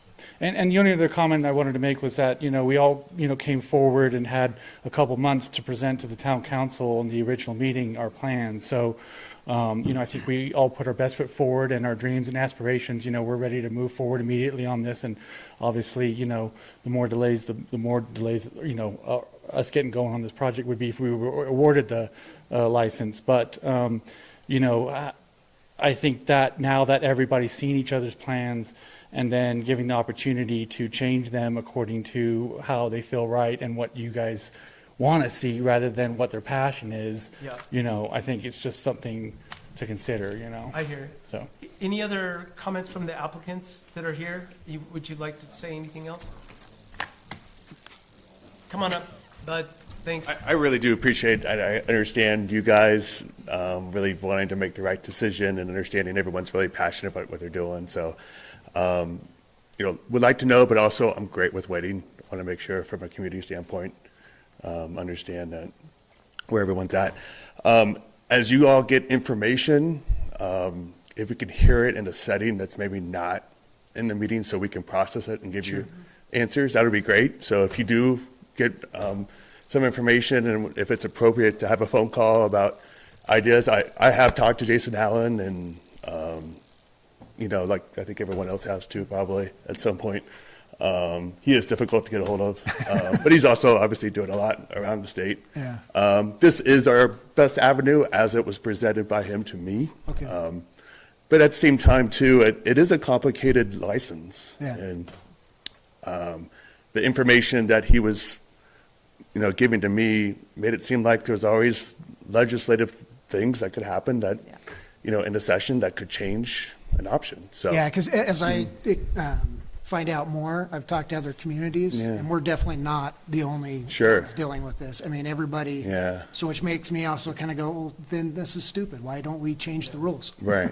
Yeah. So and I know that process can be frustrating and also super slow, just with how it works and that. But if you all do get information about any one of where there's other options, just feel free to reach out to us. What so I that we think can I will tell you is have some responses. if we get information by, let's just say, the middle of next week, we will distribute it to everybody at the same time. We won't send Okay. something to you that says you should do this or whatever. Yeah. We'll send it to everybody so everyone has the same information. And we'll do Great. that by hopefully no later than the middle or Great. Thursday at the latest of next Sure. week if there's any new information we come up with. No, that's great. And that, again, it's great to get information, but answering something in a meeting when a decision's being made, Yeah. it's- sometimes something could happen. I'm like, wow, I didn't hear that. Yeah. And maybe that's, something I need to think about, but then I don't know for sure. Yeah. So Thanks, Bud. thank you. Thank you all again. Really appreciate it. All right. I just kind of wanted to piggyback off of what you heard from the other, business owners and entrepreneurs. I agree with what they said. I know from talking to Jason that the retail license is our only license. I tried for the others. I've even talked to other people that own licenses here, and what they want to charge is astronomical. So I understand why you guys are struggling with that. But we are a convenience store, and we have no other license but a retail liquor license, which is being offered. And Mr. Mayor, you said something about needing new places, for people to come in to bring in new money. You guys don't understand how many tourists come into the Alpine Standard every day. I sold 50 snowmobile permits yesterday morning from people coming through town who just stopped for permits and looked for things. And I don't have, it's one thing that they're going to leave Alpine and get it somewhere else because the snow isn't here. So I do have an immense population of tourists that aren't even just Alpine residents on top of my locals who would support the packaged beverage license. So it's not, now we're sharing this spread. And, I didn't plan on opening a whole liquor store. I just need to be able to sell somebody a six-pack so they're not going to the Hoback to get it as they're coming through. My location is great, and people come to a convenience store for convenient service, and it's just something we can't have. And again, this is the only license It's and avenue we everywhere have. That's the case. I mean, it seems crazy that you can get it in the county, but you can't here. Yep. And I talked to Jason and I met with the council when I first bought the Chevron, and it's just been waiting for this to come available. So just wanted to let you know I still would be bringing in a lot of new money. Yeah, thanks. Thanks. Any other comments from the other applicants? I mean, you don't have to, but we'll communicate with everybody if we get information, but I appreciate you guys being patient with us. The one thing I will say is we definitely want to make this easier in the future. So we're going to try to figure out that path. I don't know if we'll be able to do it for this. It's my opinion, I've said it before, but we need to rip the Band-Aid off and move forward. But we need to come up with a system to make it easier for this. But anyways, with that being said, we're going to take like a 5-minute, maybe a 3-minute break, and then we'll be back in session in just a few minutes. But you're welcome to leave if you want to, but please stay. You guys can turn off the microphone. And as I hear more, I'll reach out. I can't, every license over the middle, I can't do it, otherwise I went through it that way, you know? Yeah. Jackson Hole was after this. Yeah. I'm just trying to think of any avenue for everybody. If I had my way, I'd give it all to everybody, and Just for the county. it's for the county only.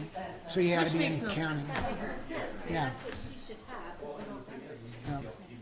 Lisa, can I ask you a question while you're here? Otherwise, I can call you tomorrow, see whatever's easiest. And this is a question for you, because I don't know anything What's the future holds for because the one has to residents be and purchased the through responsibility?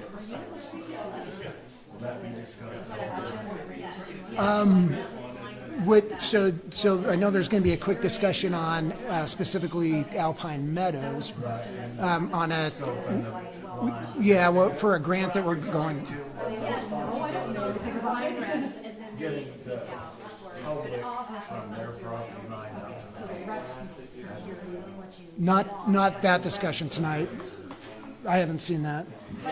Any discussion? Yeah.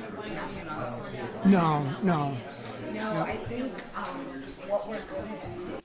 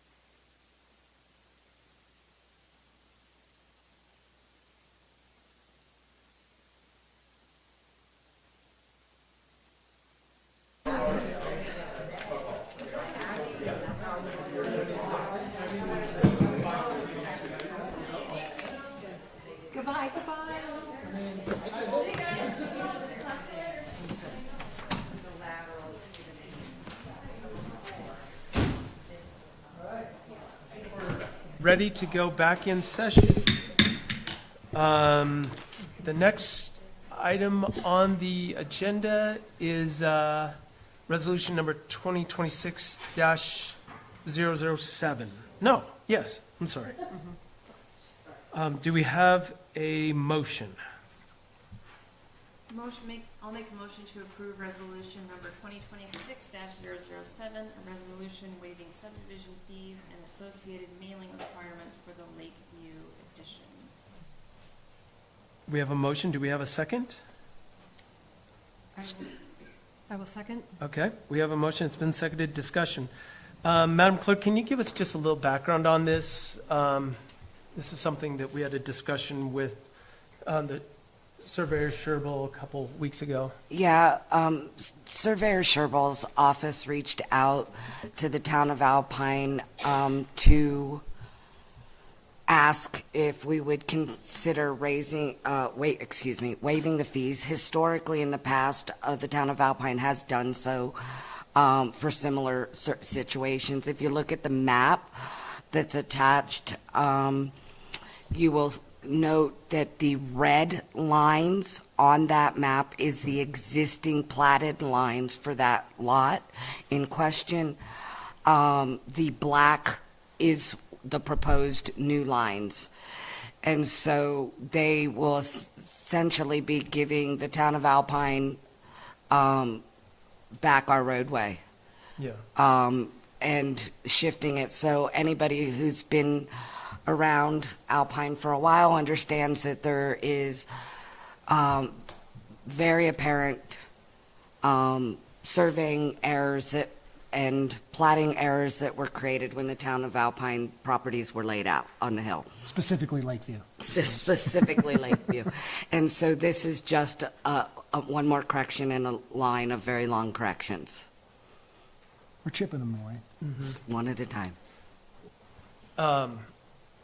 After talking to Surveyor Sherbel, I mean, there's so many of these up on the hill that, it's a much bigger process to actually clean them all up. But this one in particular, it's kind of obvious when you look at, they literally own the ground underneath our road, and I don't know if they could do it, but, they could somehow block us from access on our own road if they wanted to get spicy. So anyways, I think this is kind of cut and dry. It makes a lot of sense. It benefits the town, cleans up this particular lot. And what are the typical fees on something like this to replat it? 3,000, I thought she said. I think it is 3,000. Yeah, and just to be clear, the property owner is paying for the survey, they're paying for the platting, they're paying for all that work. They've just asked for the specific fees to be waived and for the town of Alpine staff to take care of the mailing. Yeah, because to achieve that, we'd have to mail to 500 feet, all the residents within Yeah. 500 feet. Yeah. Yeah, and so, but they're paying the surveyor, they're doing all the actual work on this, so they are participating financially. Questions, comments? For me, it's straightforward. I know the lot. I'm familiar with the headaches of Lakeview Estates. We've done this in the past for other similar situations.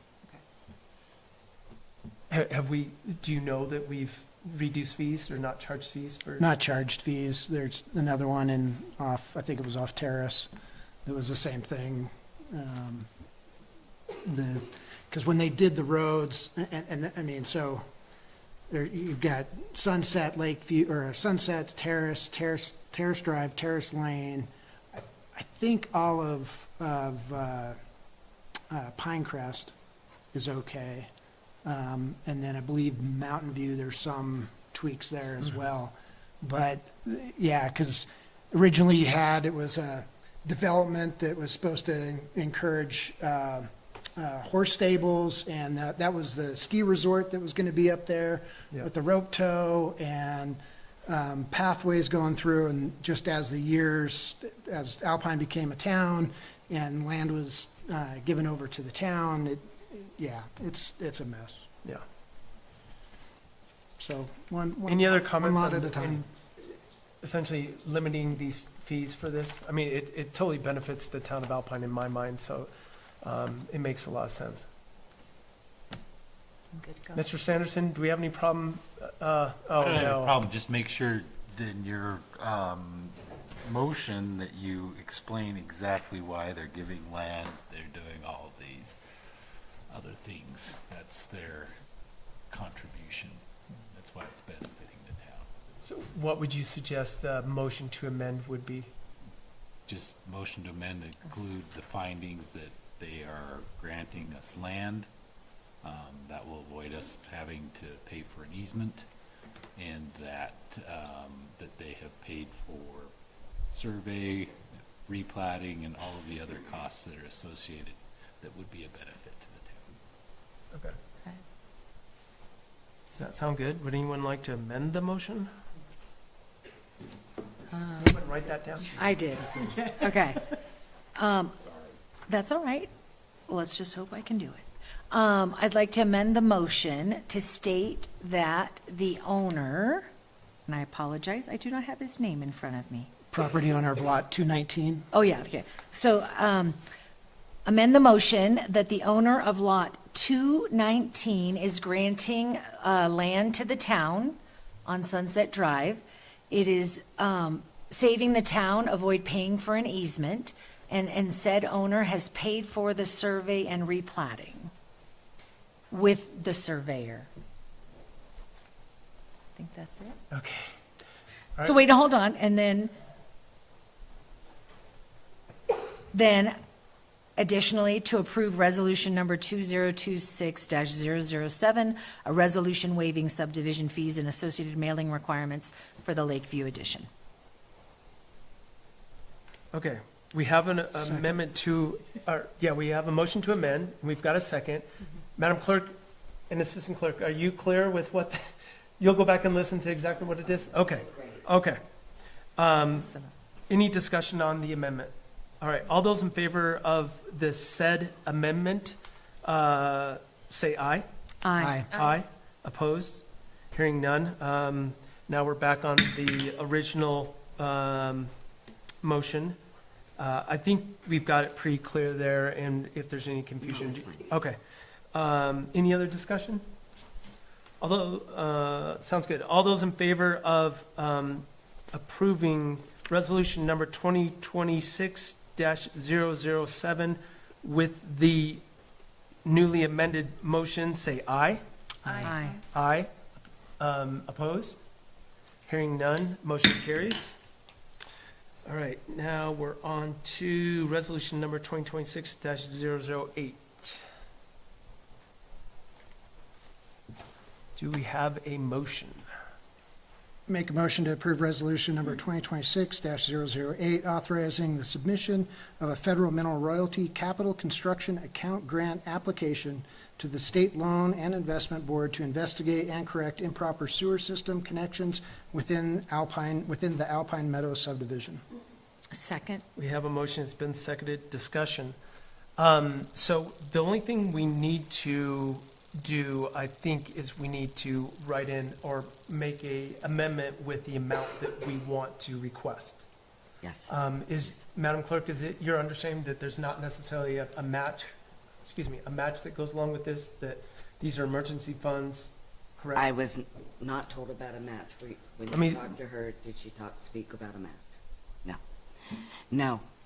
And so it's our understanding, based on the conversations, that we need an initial amount to put in this application. The application is for emergency funds to go to the next meeting for the SLIB board is due by the 19th. Like in 2 days? In 2 days. Okay. Yep. So we'll finish the application tomorrow.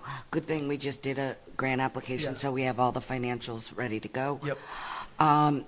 And so we can, because it's emergency funds, if by the end of this televising project, if we find that there's more or less than was estimated in this initial grant application, we can go back to them and ask them to amend the amount.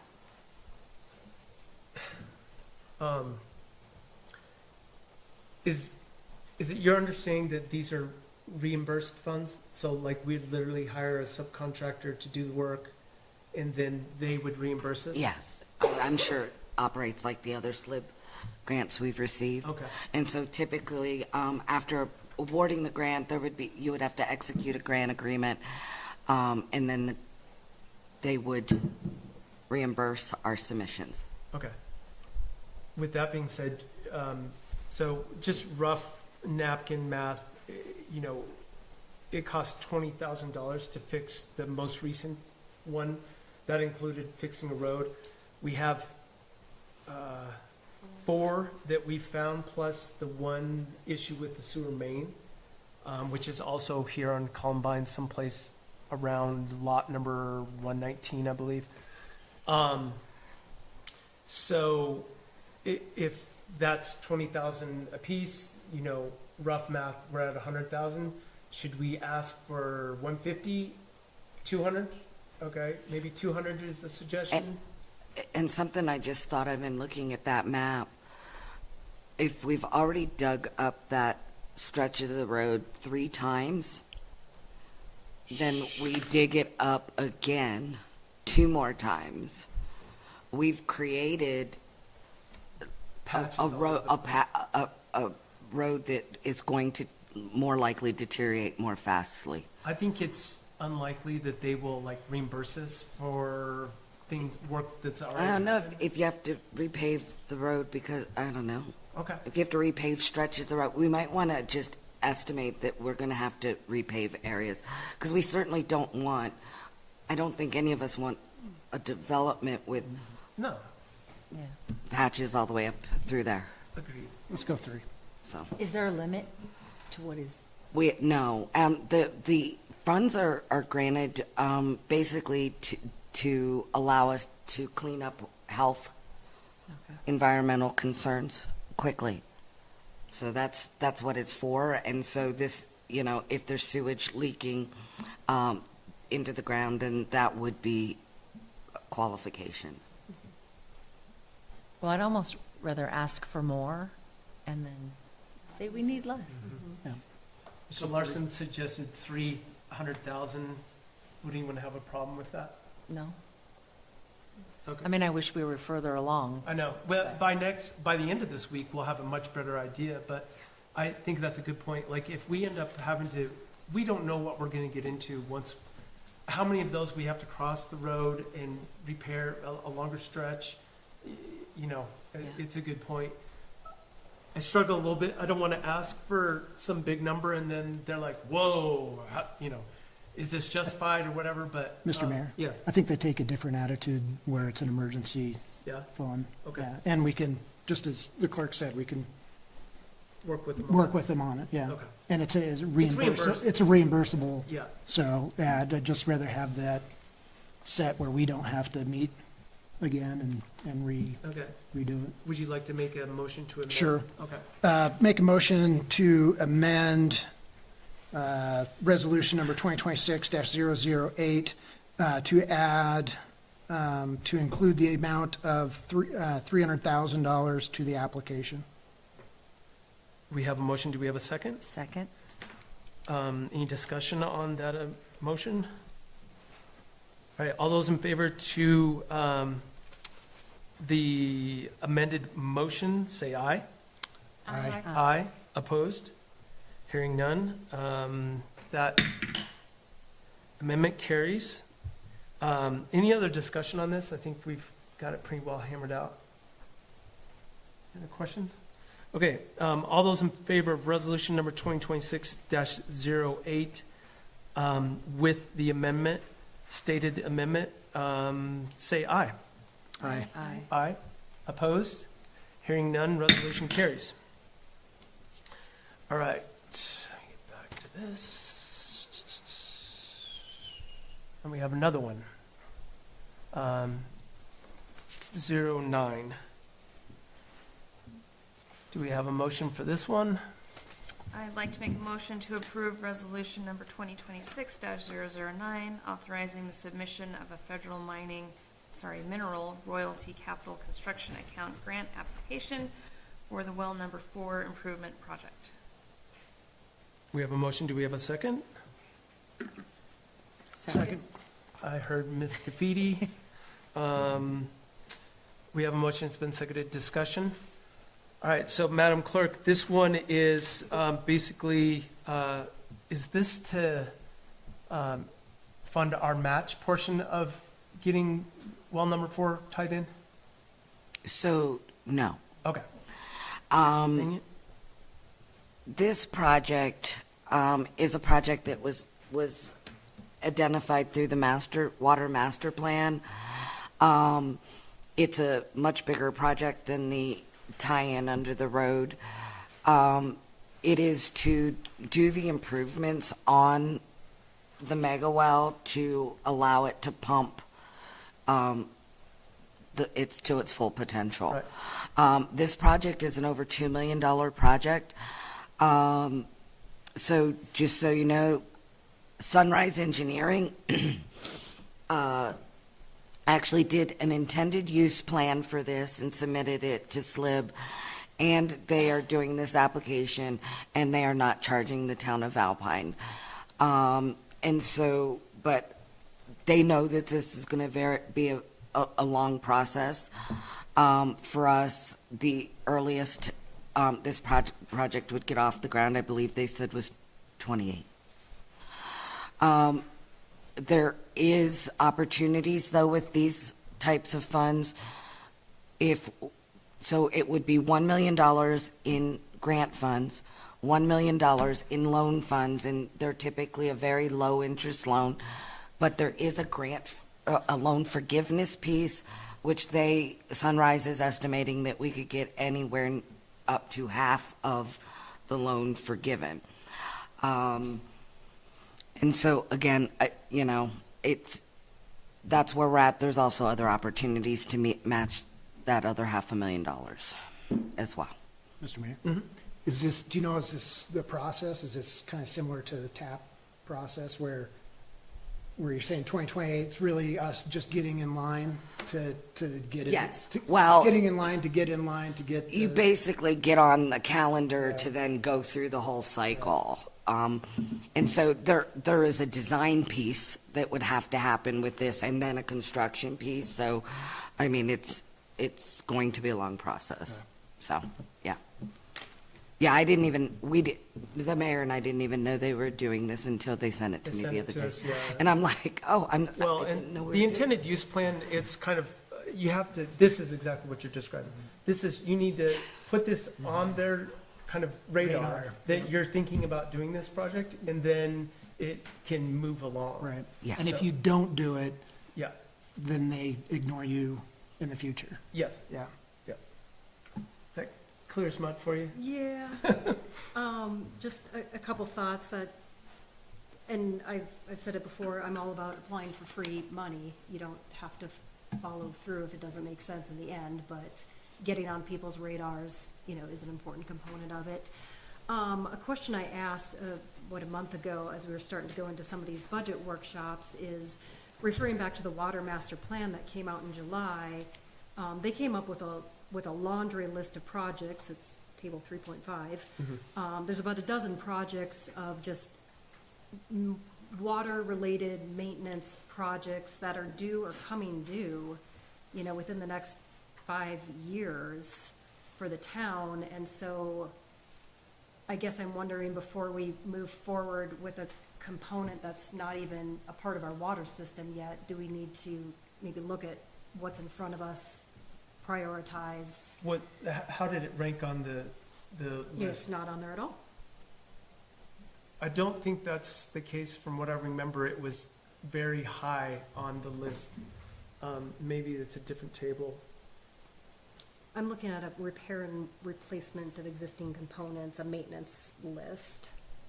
So this is anything from water main valves to well pumps and equipment.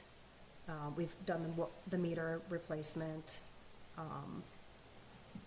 So I guess I would just love to have a more thoughtful discussion about, as we look at our water system, where are all of our priorities before we just start moving forward with, Yeah.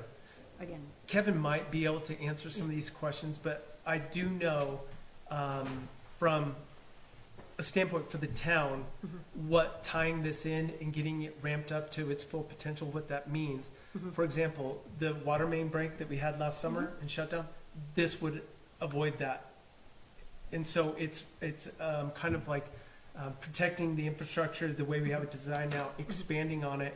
And when something like that happens, we are pumping full bore out of this side, and we don't have to shut down all of town and have a boil order, because we can isolate that. So that's the reason why this is so important. Did I misspeak, Kevin? This doesn't, yeah, sorry. So there's two different ones. One Craig just got approved. So of the 410,000, he got 205 approved for that one, and that's the connection itself. So that That's brings through the Water Commission. Right. And we got half of it paid for. And Exactly. We're looking at other funding options. right. So this other one here is basically upsizing all the lines from 8-inch lines to 12-inch lines. So it's going to harden your system, get more capacity to your system, and then also increases the motor itself, the pump. So instead of being at the 400 gallons a minute, it's going to push it up to the 1,500 to 1,800. That'll be a full capacity at that point. So it's definitely not needed right now, but it's in the future as the town expands. That's the infrastructure that they're looking for. Sure, no, Yeah. agreed, and you can get the well tied in and operating, it won't be at its full potential. Right. I'm just sort of asking the question, is that our focus right now, or do we need to get the well tied in, get it operational, but is upscaling it more important than some of our maintenance projects? So if there's like repairs and maintenance, then we're budgeted for those in our budget process. Yeah. So I don't know what list you're looking at. This, again, is to get on the intended use plan, right? Yeah, yes.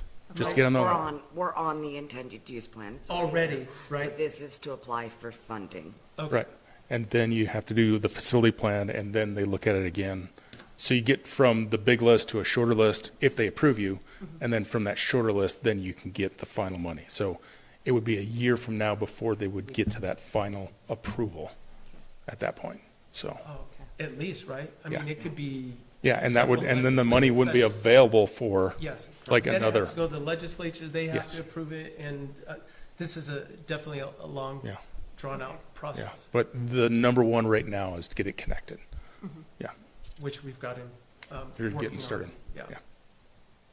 Thanks, Kevin. Yep. Any other questions for Kevin while we've got him?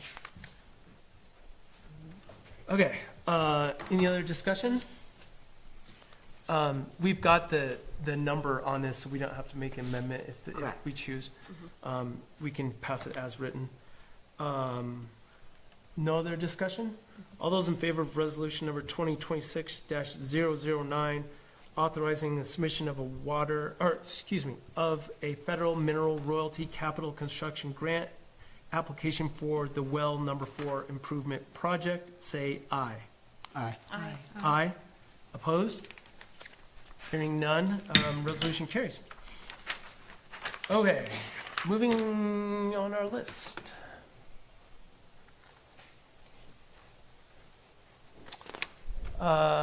Next is the approval of additional $3,000 for reorganization of town code codification project.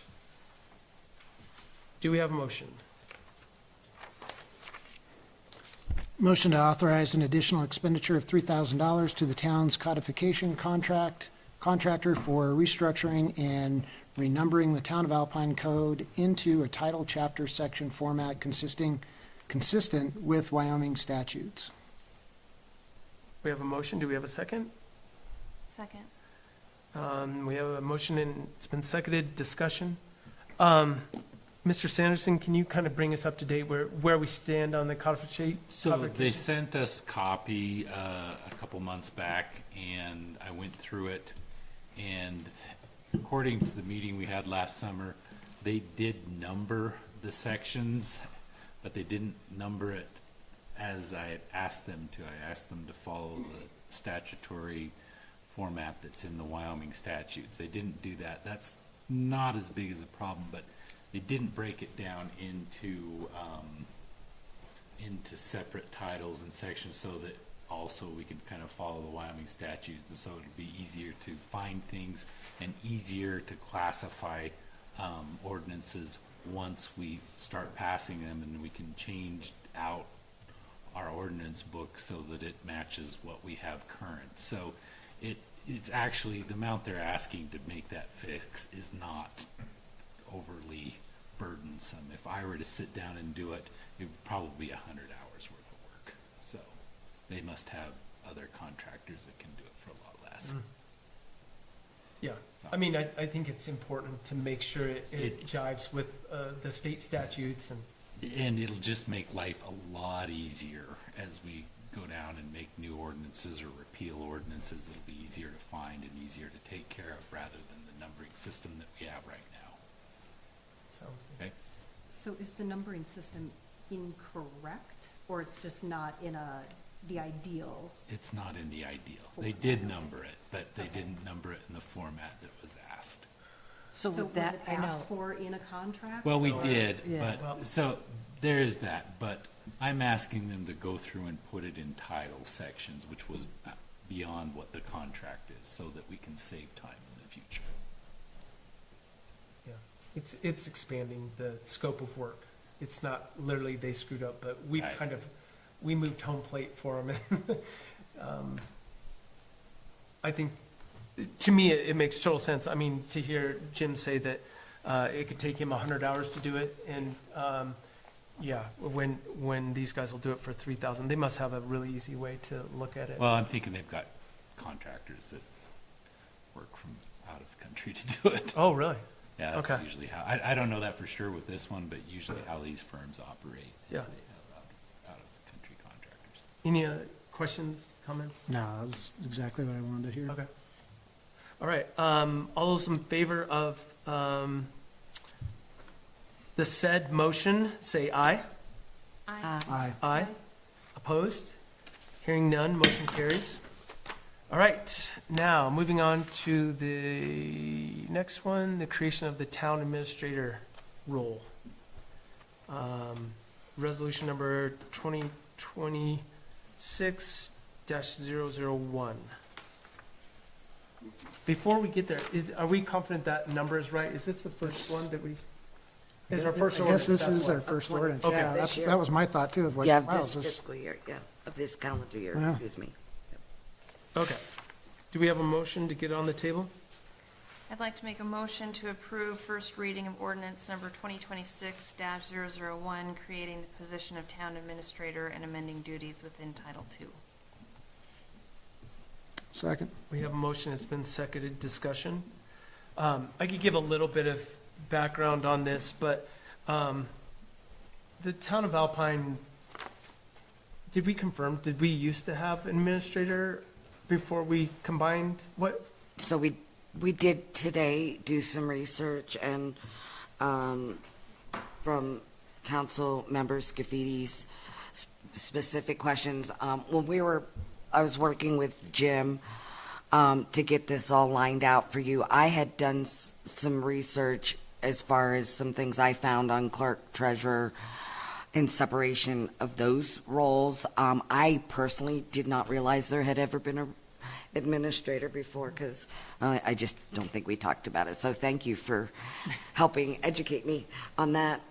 So what we found is that in 2009, there was a clerk and a treasurer.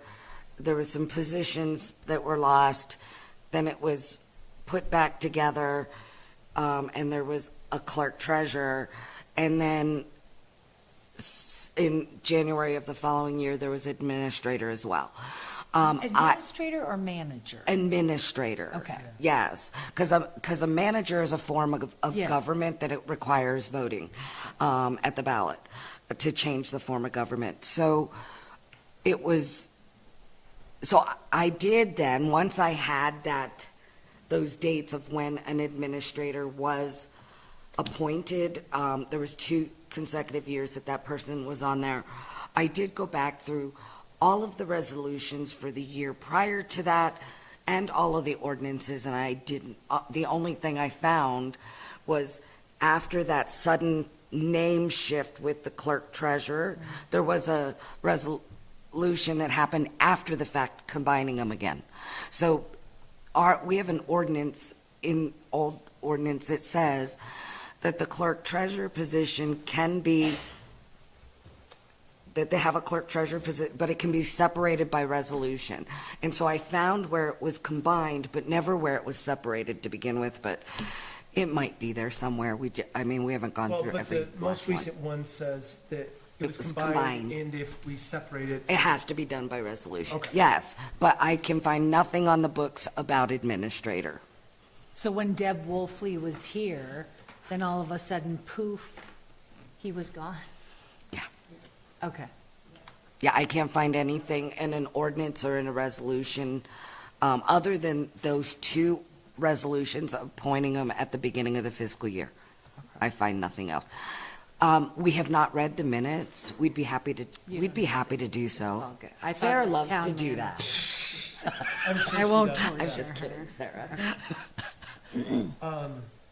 So the goal with the town administrator, for one, would be to take a lot of the responsibilities off the mayor's position, and put that on to the administrator.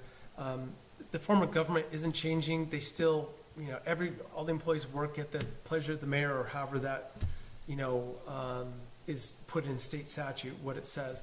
But the responsibilities of the mayor are reduced quite a bit when you're putting it onto administrator. And you're not changing the form of government to a manager-run form of government. It's literally just adding this administrator position. So then But- how would that change the mayor position? The mayor position, it's actually, there's an ordinance that clarified that, but the ordinance that was passed that raised the salary, however many years ago, specifically says if you ever hire an administrator, the salary has to go down back to what it was before. I think there's still some question whether that's statutorily as low as it's supposed to go, but we need to get that figured out. But we did find that. So if the hours are going down, then the benefits would go away as well. And, a lot of the meetings that I currently go to would be this administrator having to attend. So I think for future administrations, it makes everything much more cohesive. This is something that we've kind of been talking about for 3 years. Mr. Larson, you've been around the longest.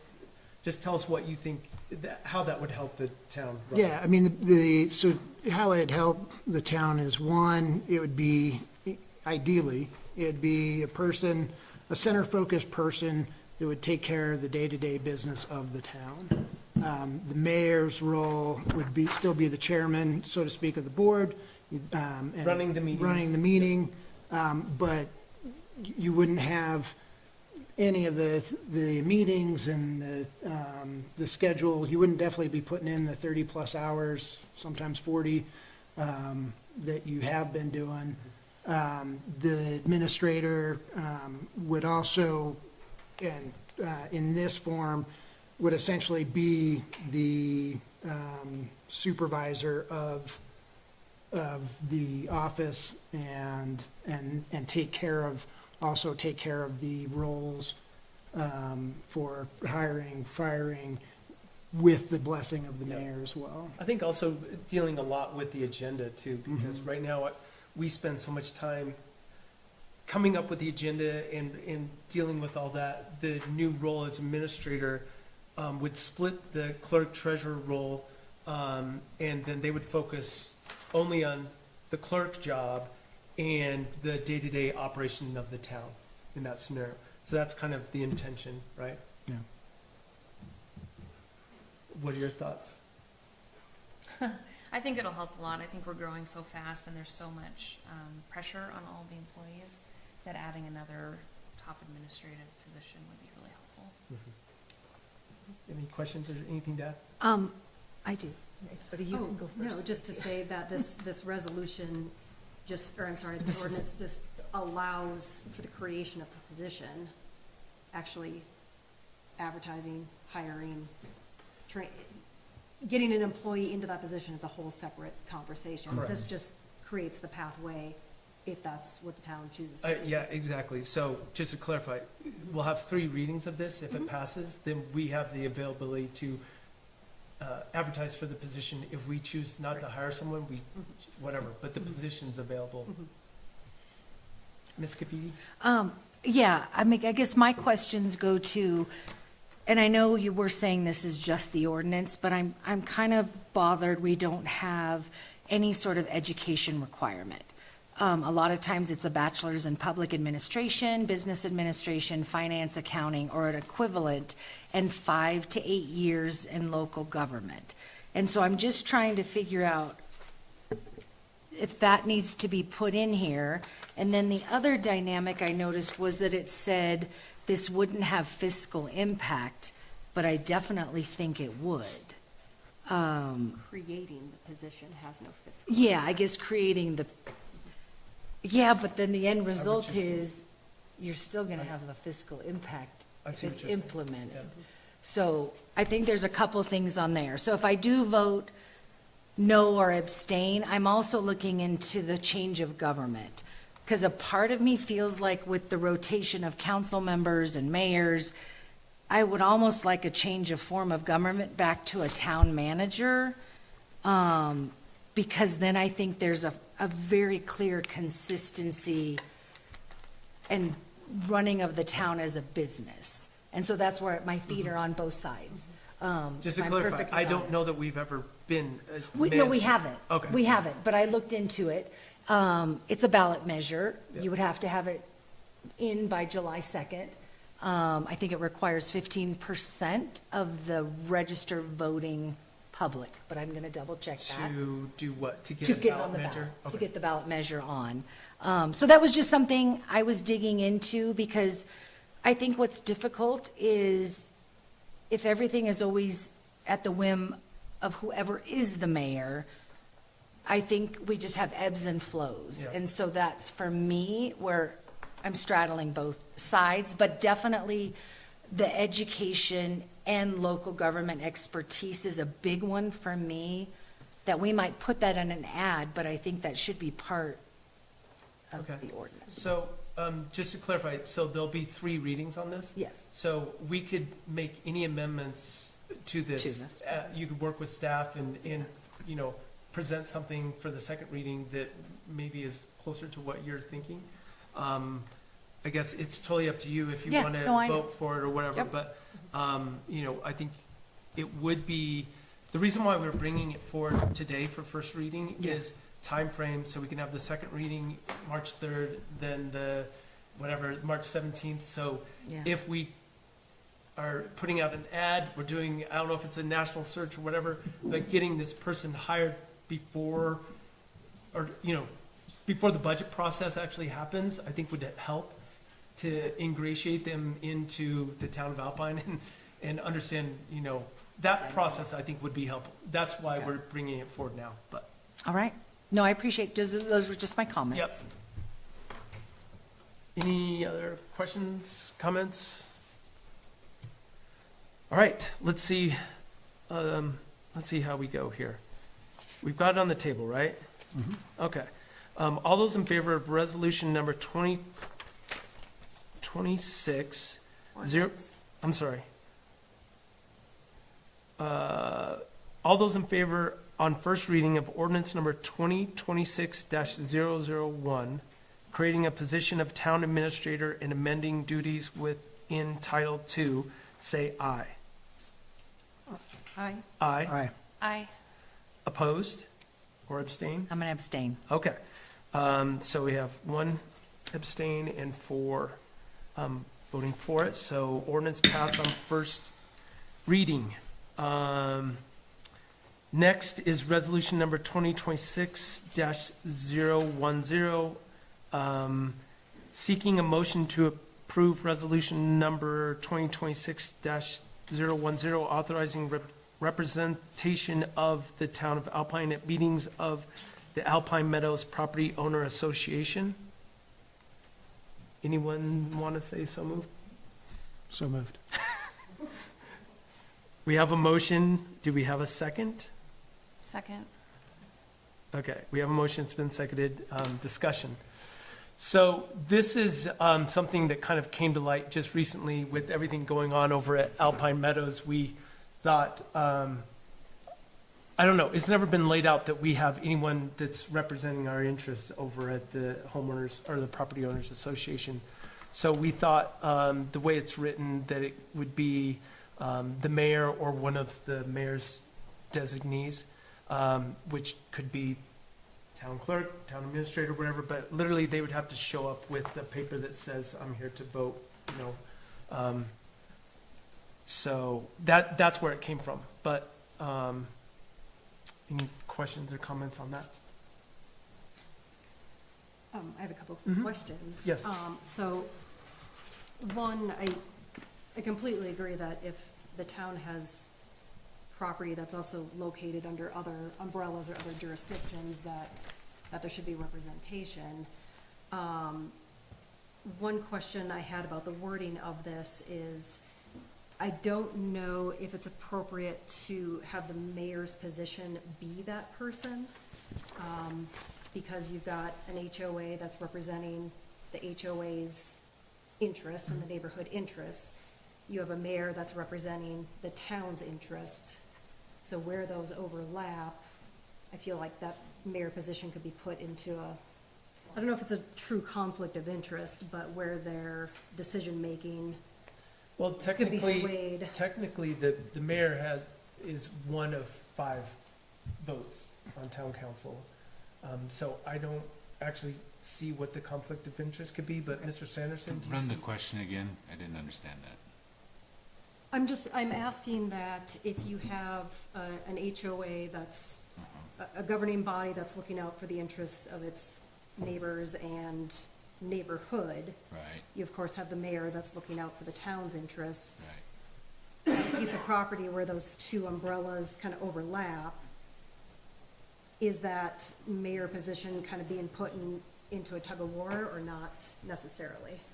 I'd have to look at that a little bit more in depth. I'm not comfortable giving a Yeah. off the cuff opinion. Sure, on it that. was just one of my questions. I guess I would just like to see this as a appointed position like everything else. I was, I will tell you, the intention is for me not to go to another meeting, but I thought the most important thing would be able to give the mayor the ability to appoint somebody. So I just thought that was the best way with future administrations to say, okay, the mayor can go if he wants, but it's likely they will designate somebody when they do all the appointments to attend. Okay. We could clarify that in this language somehow if that made it. Yeah, I'm not quite sure the language I want. I'm just not sure I like this, but I don't have a good suggestion. My other question I had about this, and Monica, she just left, and I were just chatting about it, and noted that this building resides in the Riverview Meadows HOA. So will there be another similar resolution then? Is it?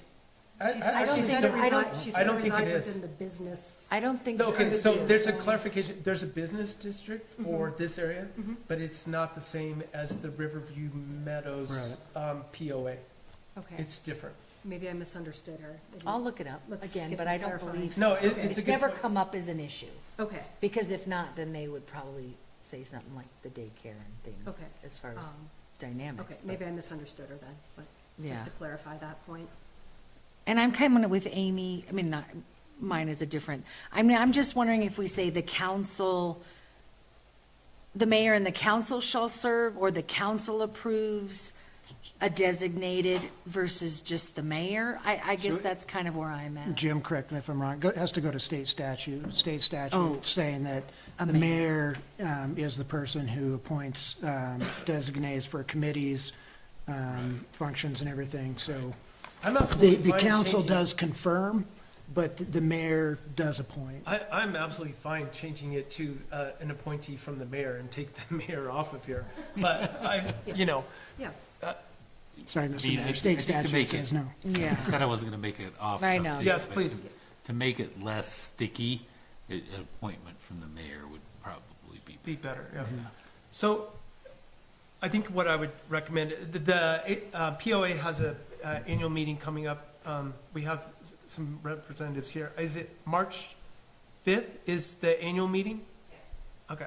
So we could actually table this until then, March 3rd, and take care of it then, and then we would be fine. Yeah. Does anyone have a problem with that? No. Okay. I would entertain a Motion motion to table. Do we have a second? Second. We have a motion to table, and it's been seconded. Any discussion? All right, all those in favor of tabling until the March 3rd meeting, say aye. Aye. Opposed? And I will abstain. All right, public comment. Anyone here for public comment?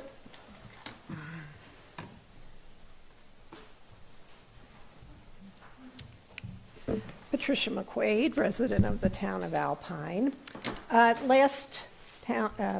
town meeting 2 weeks ago, I asked for an enrollment count of the school, and the mayor didn't know, and I asked Councilmember Werda, who was on one of the boards, and she said she didn't know. She would let me know tonight. Now, on Friday, I got an email from Councilmember Werda indicating she decided that it was inappropriate for her to answer questions about the school at a town council meeting.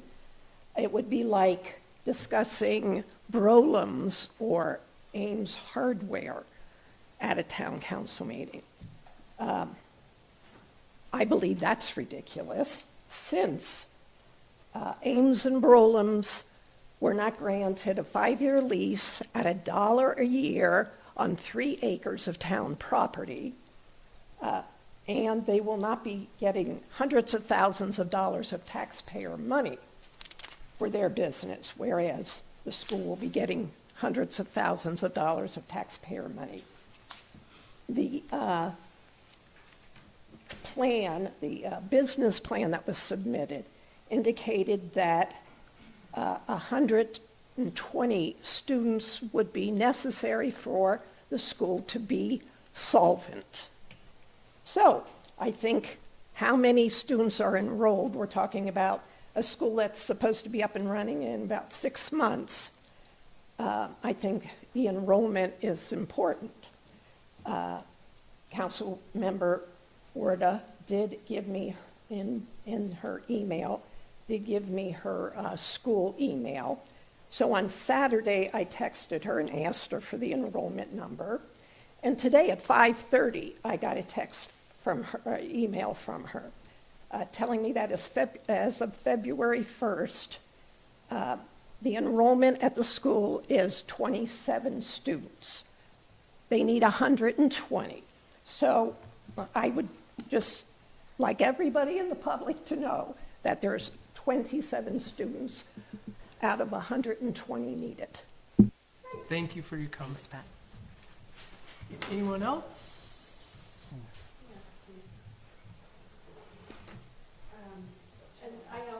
Oh, do you mind turning on the microphone, please? Oh, yeah, thanks. Hey, Megan Rumsey, Alpine. Can we also confirm, so it is 27 students? I'm not going to answer school questions while I'm sitting here in my town council capacity. Interesting. So Mayor Green and the members of the council, I believe it's established that Alpine Meadows sewer system failures are systemic and not isolated. Wastewater migrates through the soil. Shallow groundwater and floodplain pathways and seasonal population surges increase exposure risk. In September 2024, I emailed 3 members of this council, and then in person I raised these same concerns and provided the news article regarding Alpine's documented history with the virulent E. coli 0157 H7 outbreak that occurred in 1998. The CDC reported that the 1998 outbreak sickened 157 people and highlighted the vulnerability of small unchlorinated water systems to contamination from wildlife fecal matter, including deer and elk. Surface water seeped into the aquifer, supplying drinking water, confirming that small, unprotected water systems can be significant sources of infection. Human wastewater carries an even broader spectrum of pathogens, and with overtaxed filtration systems and sludge accumulation, the risk to the lake and the Snake River watershed is substantial. To date, unless you can state otherwise, and exactly when, on which date, and when and with whom, there is no record that the town formally engaged or proxied the Wyoming Department of Environmental Quality when these sewage issues first arose, or now in the emergency situation in the Alpine Meadows subdivision. And I believe that this room should be full, and there should be an overflow with people very interested in this issue when they find out about it. Why is that burden left to residents? And why is the town now perhaps coincidentally changing the ordinance to put financial burdens on residents? If wastewater and sewage are known issues such that we are already at or over capacity, what happens when all of these projects you're ushering in come to fruition? The public is entitled to immediate containment measures, a defined inspection and remediation schedule, public disclosure of findings, and environmental load modeling. These critical infrastructure and public health obligations must be addressed before any land use decisions are finalized, including the school. Prime public land at the center of our master plan, a plan that costs the community hundreds of thousands of dollars, now has the problematic existence of the eyesore of a proposed future charter school, which is slated to serve a specific population of Christian classical students, not the broad population. It is arguable whether or not this is an actual public school, and the misrepresentations, including the enrollment numbers needed, are many. Ms. Weirda, if the enrollment is really around 24 students, it just doesn't make sense. And the hazards are many, including fencing in a skate park that was constructed with money that you were supervising for public enjoyment and for another project that didn't really take off. It exists fenced in on site, creating a hazard. Everything about this project, including breaking ground before approval, has highly questionable intent. The misrepresentation of enrollment and ongoing lack of transparency and lack of inclusiveness of local educators who would love to teach in Alpine, but who will not teach at this politically ideological school is concerning. And this highlights the systemic governance concerns that we have here in Alpine. How is a school allowed to violate the land use development code while occupying such a significant asset that we will need to take care of this sewage issue, because $300,000 probably won't cut it? And what mechanisms exist for the public to address these transparency gaps? Proportionally, this school has far less enrollment than the residents whose right to enjoyment of their property will be and already has been disrupted by this eyesore. And I'm almost done. Thank you. Ms. Weird is correct when she says she's all about free money.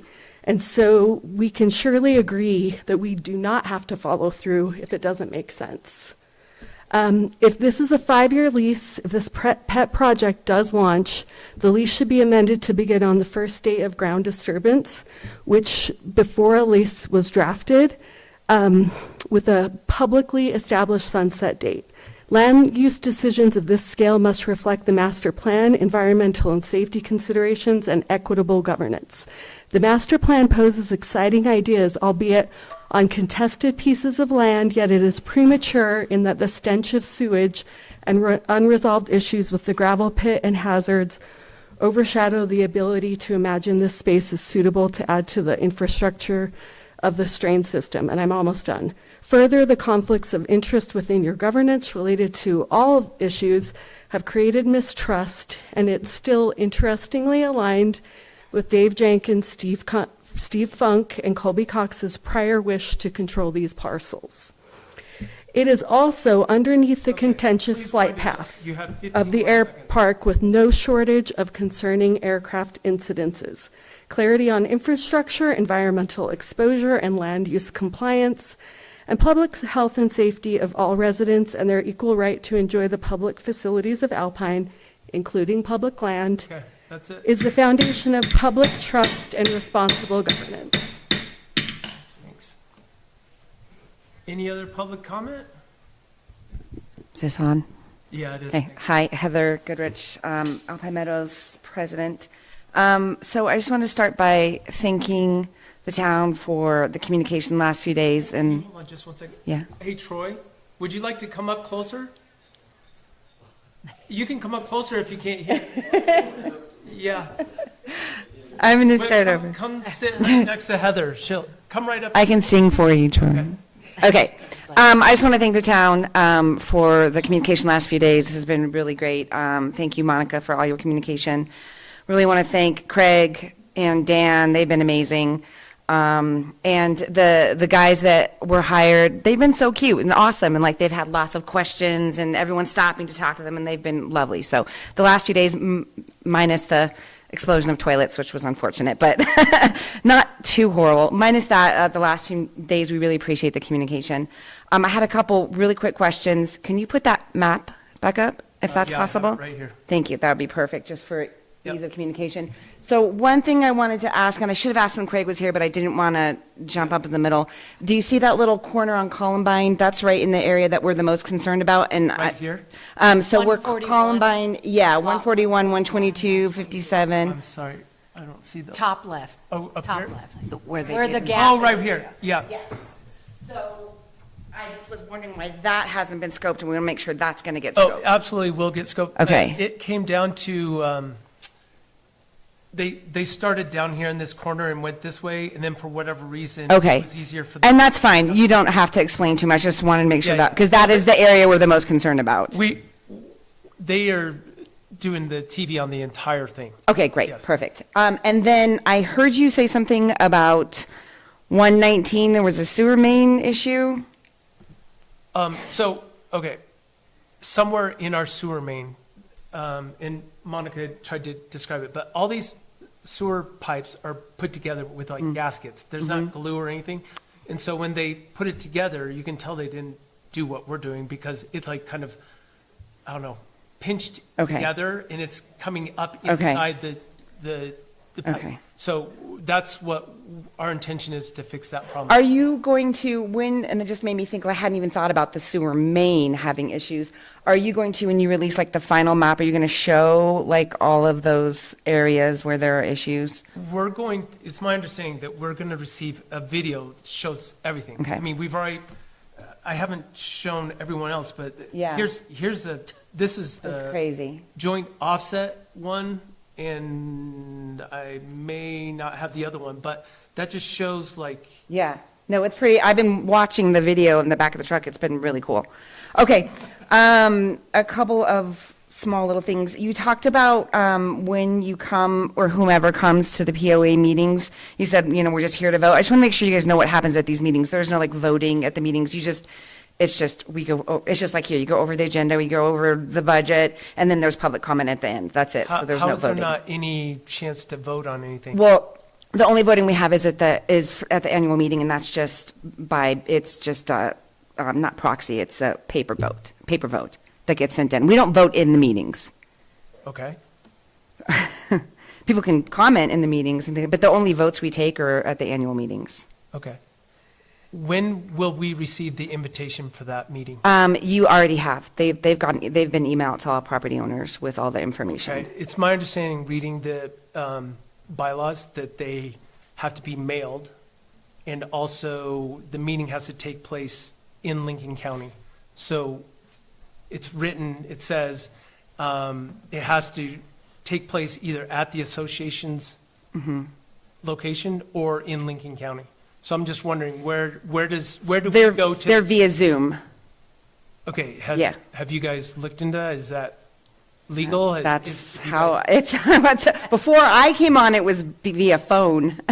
So, I guess because I'm the president, I'm there. I don't know, it's a good question.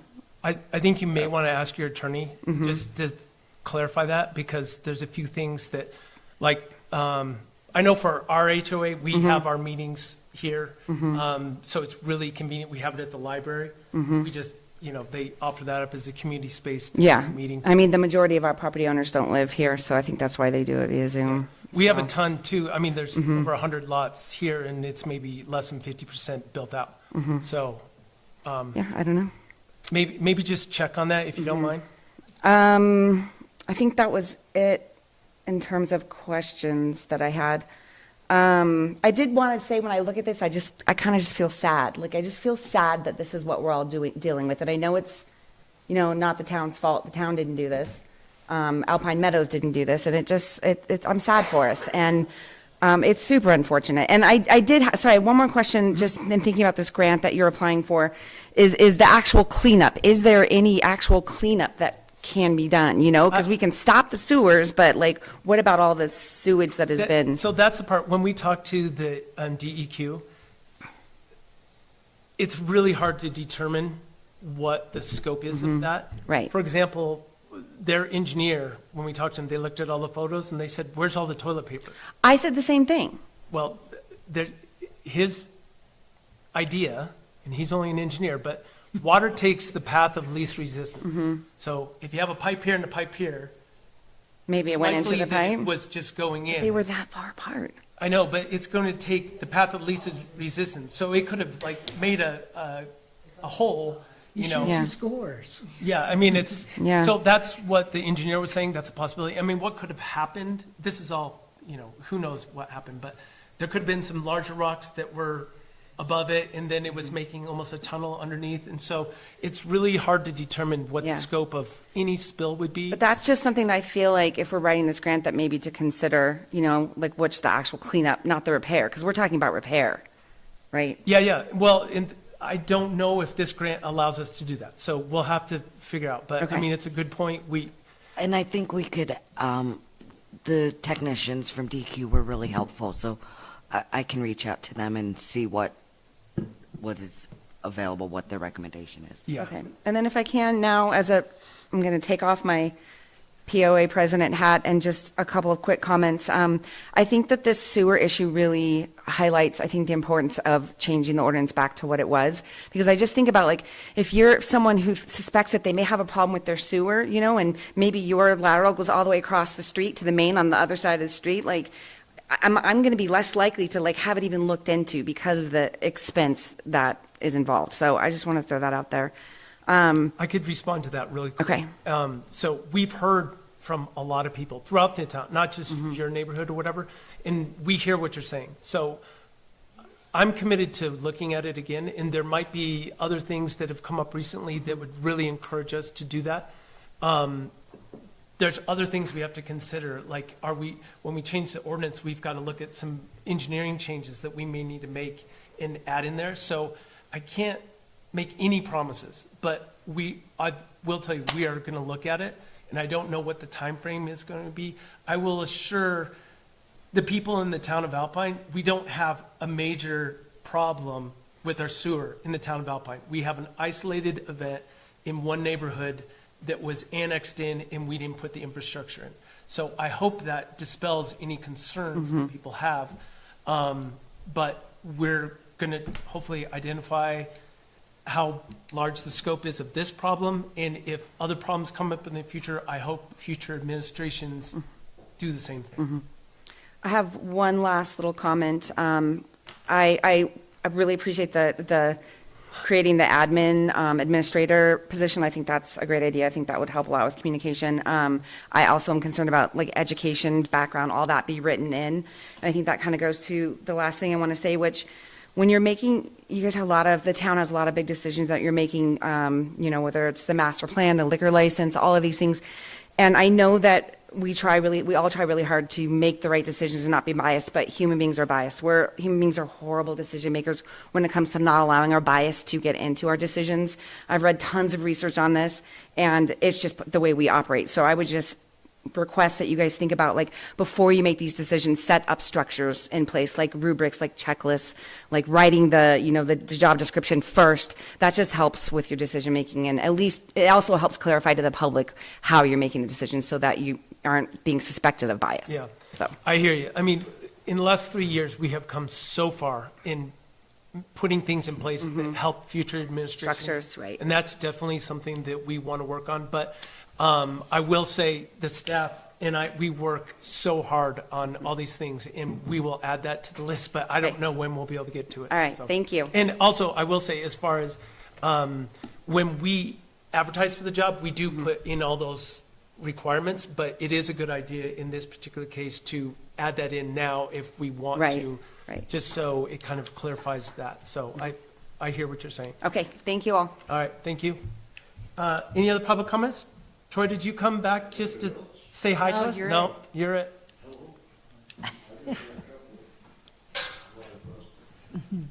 Well, it seems like you always talk about the good stuff after I leave, so.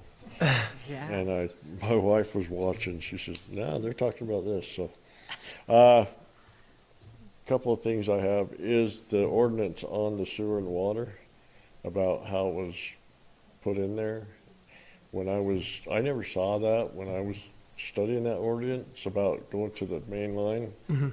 I think that should be rescinded and done away with. I think that's BS. I shouldn't be responsible for anything past my property line because, I mean, the town hasn't been for how many years? If it gets to the meter and I have a leak after the meter, it's my responsibility. Well, why isn't it the town's from there to the main? Same with the sewer. I shouldn't be responsible from anything past my property line to the main line because I can't help what you guys do. If somebody comes in, puts a trench in, pounds on it with a big roller, and it settles more because of excess rain, and it breaks, it shouldn't be my fault. Yep. I just feel that should be rescinded. Just so you know, those are a lot of the comments that we're hearing from the rest of the public. I'm so, sure you're not yeah. just me, so. Yep. But anyway, that and, see, what was the other one? Oh, on the administrator part. Mhm. So, I'm not sure I go along with that, just because I think if you're gonna be mayor of the town, you should have more hands-on in the town. And I know that it doesn't pay enough, so I think maybe you should take some of the payroll and put it towards the mayor, because I believe a mayor should have more say in the town and more to do with the town than the administrator does. You're talking my language, but statutorily, we cannot pay the mayor any more than we already do. Yeah, Why not? $24,000 is the Why state not? statute. State statute. Yeah, but Jackson. It says you can only pay him this much? 24,000. Until you become a How first come class. some mayors make more then? You have to, it depends on the size of the town, but when you become a first-class city, which is what, 4,000? 4,000 plus. Yeah. When our population gets to 4,000, we can pay our mayor, I don't even know if it's capped, but it opens up your options, but I think we're quite a ways away from that. I just don't, I mean, to me, I think if you're gonna be a mayor of a town, that you should spend your time here, you know what I mean? And I know you do, you know, you're doing what you can and you can't afford to quit your job or whatever you got going on, but that's just how I feel. Understood. Thanks for coming in. Thanks, Troy. Thanks for coming back. Any other comments? Okay. Okay, I was wondering if on the Tell us your name if you don't mind. my name's Isaac. I was wondering on the insurance and resale warranty impact. Under 2025-02, homeowners now own the pipeline in the public road and must provide a 1-year warranty against street settling from their lateral work. Has the town obtained written options from insurance carriers and title companies on how this affects Alpine Meadows residents, homeowner policies, flood backup coverage, and property retail value? Will those options be made public before the grant application resolution 2026-008 moves forward? That was a lot to take in. I So don't have the answer for you. what you're referring to is the requirement that for new homes connecting to the sewer system. And when those new connections are done, they, similar to water, they have to install that infrastructure all the way from the house, all the way to the main. And so that requires a street cut, so your contractor should warranty the road from settling for 1 year. That actually protects the homeowner. Okay. I just ask about that because it looked like from how I read it that affected everybody, not just new builds. No, that's for new construction or people who do repairs out in the street on their lateral. If your lateral's in there and you haven't done anything, you don't have to provide a warranty for a year. But the ordinance was sewer main to house, so that's. Correct. That's a. And water main from to house. I thought it was water was curbed to house. So you have to do the installation all the way from the main to the house. Oh, that's for new. But the town, they turn over the portion from the curb stop to the main back to the town and water. Okay, then the town takes over after that 1 year period. Well, that's the warranty period for roads. For roads only, So street if you make a settling. cut in the road, and Okay. I don't know if you've driven on Grays River Road lately, but It's patchy. yeah. So this is what we're trying to avoid. Speed dips. Yeah. So, and it's just something that even I live in this neighborhood here, and we've noticed when people have whatever brought in infrastructure, they've made a cut in the road, and after a year or more, it's just, there's a swale. And this was put in there to hopefully avoid that. Hopefully within a year, we see that the repair was not done adequately, and so they have to repair it. That's who it's really designed for. Okay, I just thought that there should probably have some better clarification. So I would encourage you, if you could email your question to the clerk and we can respond, because right here, maybe we're not understanding exactly what you're saying, but I would encourage you, if you have further questions on that, please. Yeah, we can get Craig, the Public Works Director, involved. I can do that. Okay, great, thank you. Any other public comments? Yes. Who's gonna fix all the trenches going through the road? What are you talking about? The speed dips? So, maybe you're driving too fast, Troy, but, okay, I totally understand because I've driven up there recently, but, the question was about, Grays River Road, but, in repairing those. That's a major project if we're going to do, like a massive repair, if we were going to do it right. So, but town council, we need to decide if we're doing little repairs, if we take on, 6 every single year, whatever. I'm sorry? It's all passed now. We didn't have this ordinance in place at that time. So there's nothing for us to go back on them to have it repaired. Right. Well, You have statute of limitations.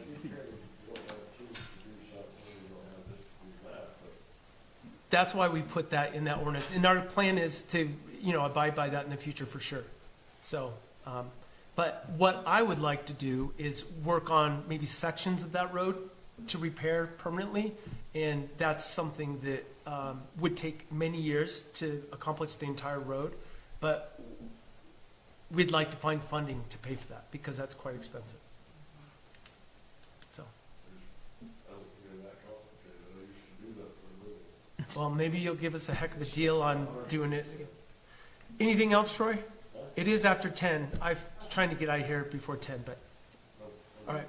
I would entertain a motion to adjourn. Any second? Second. All those in favor of adjourning, say aye.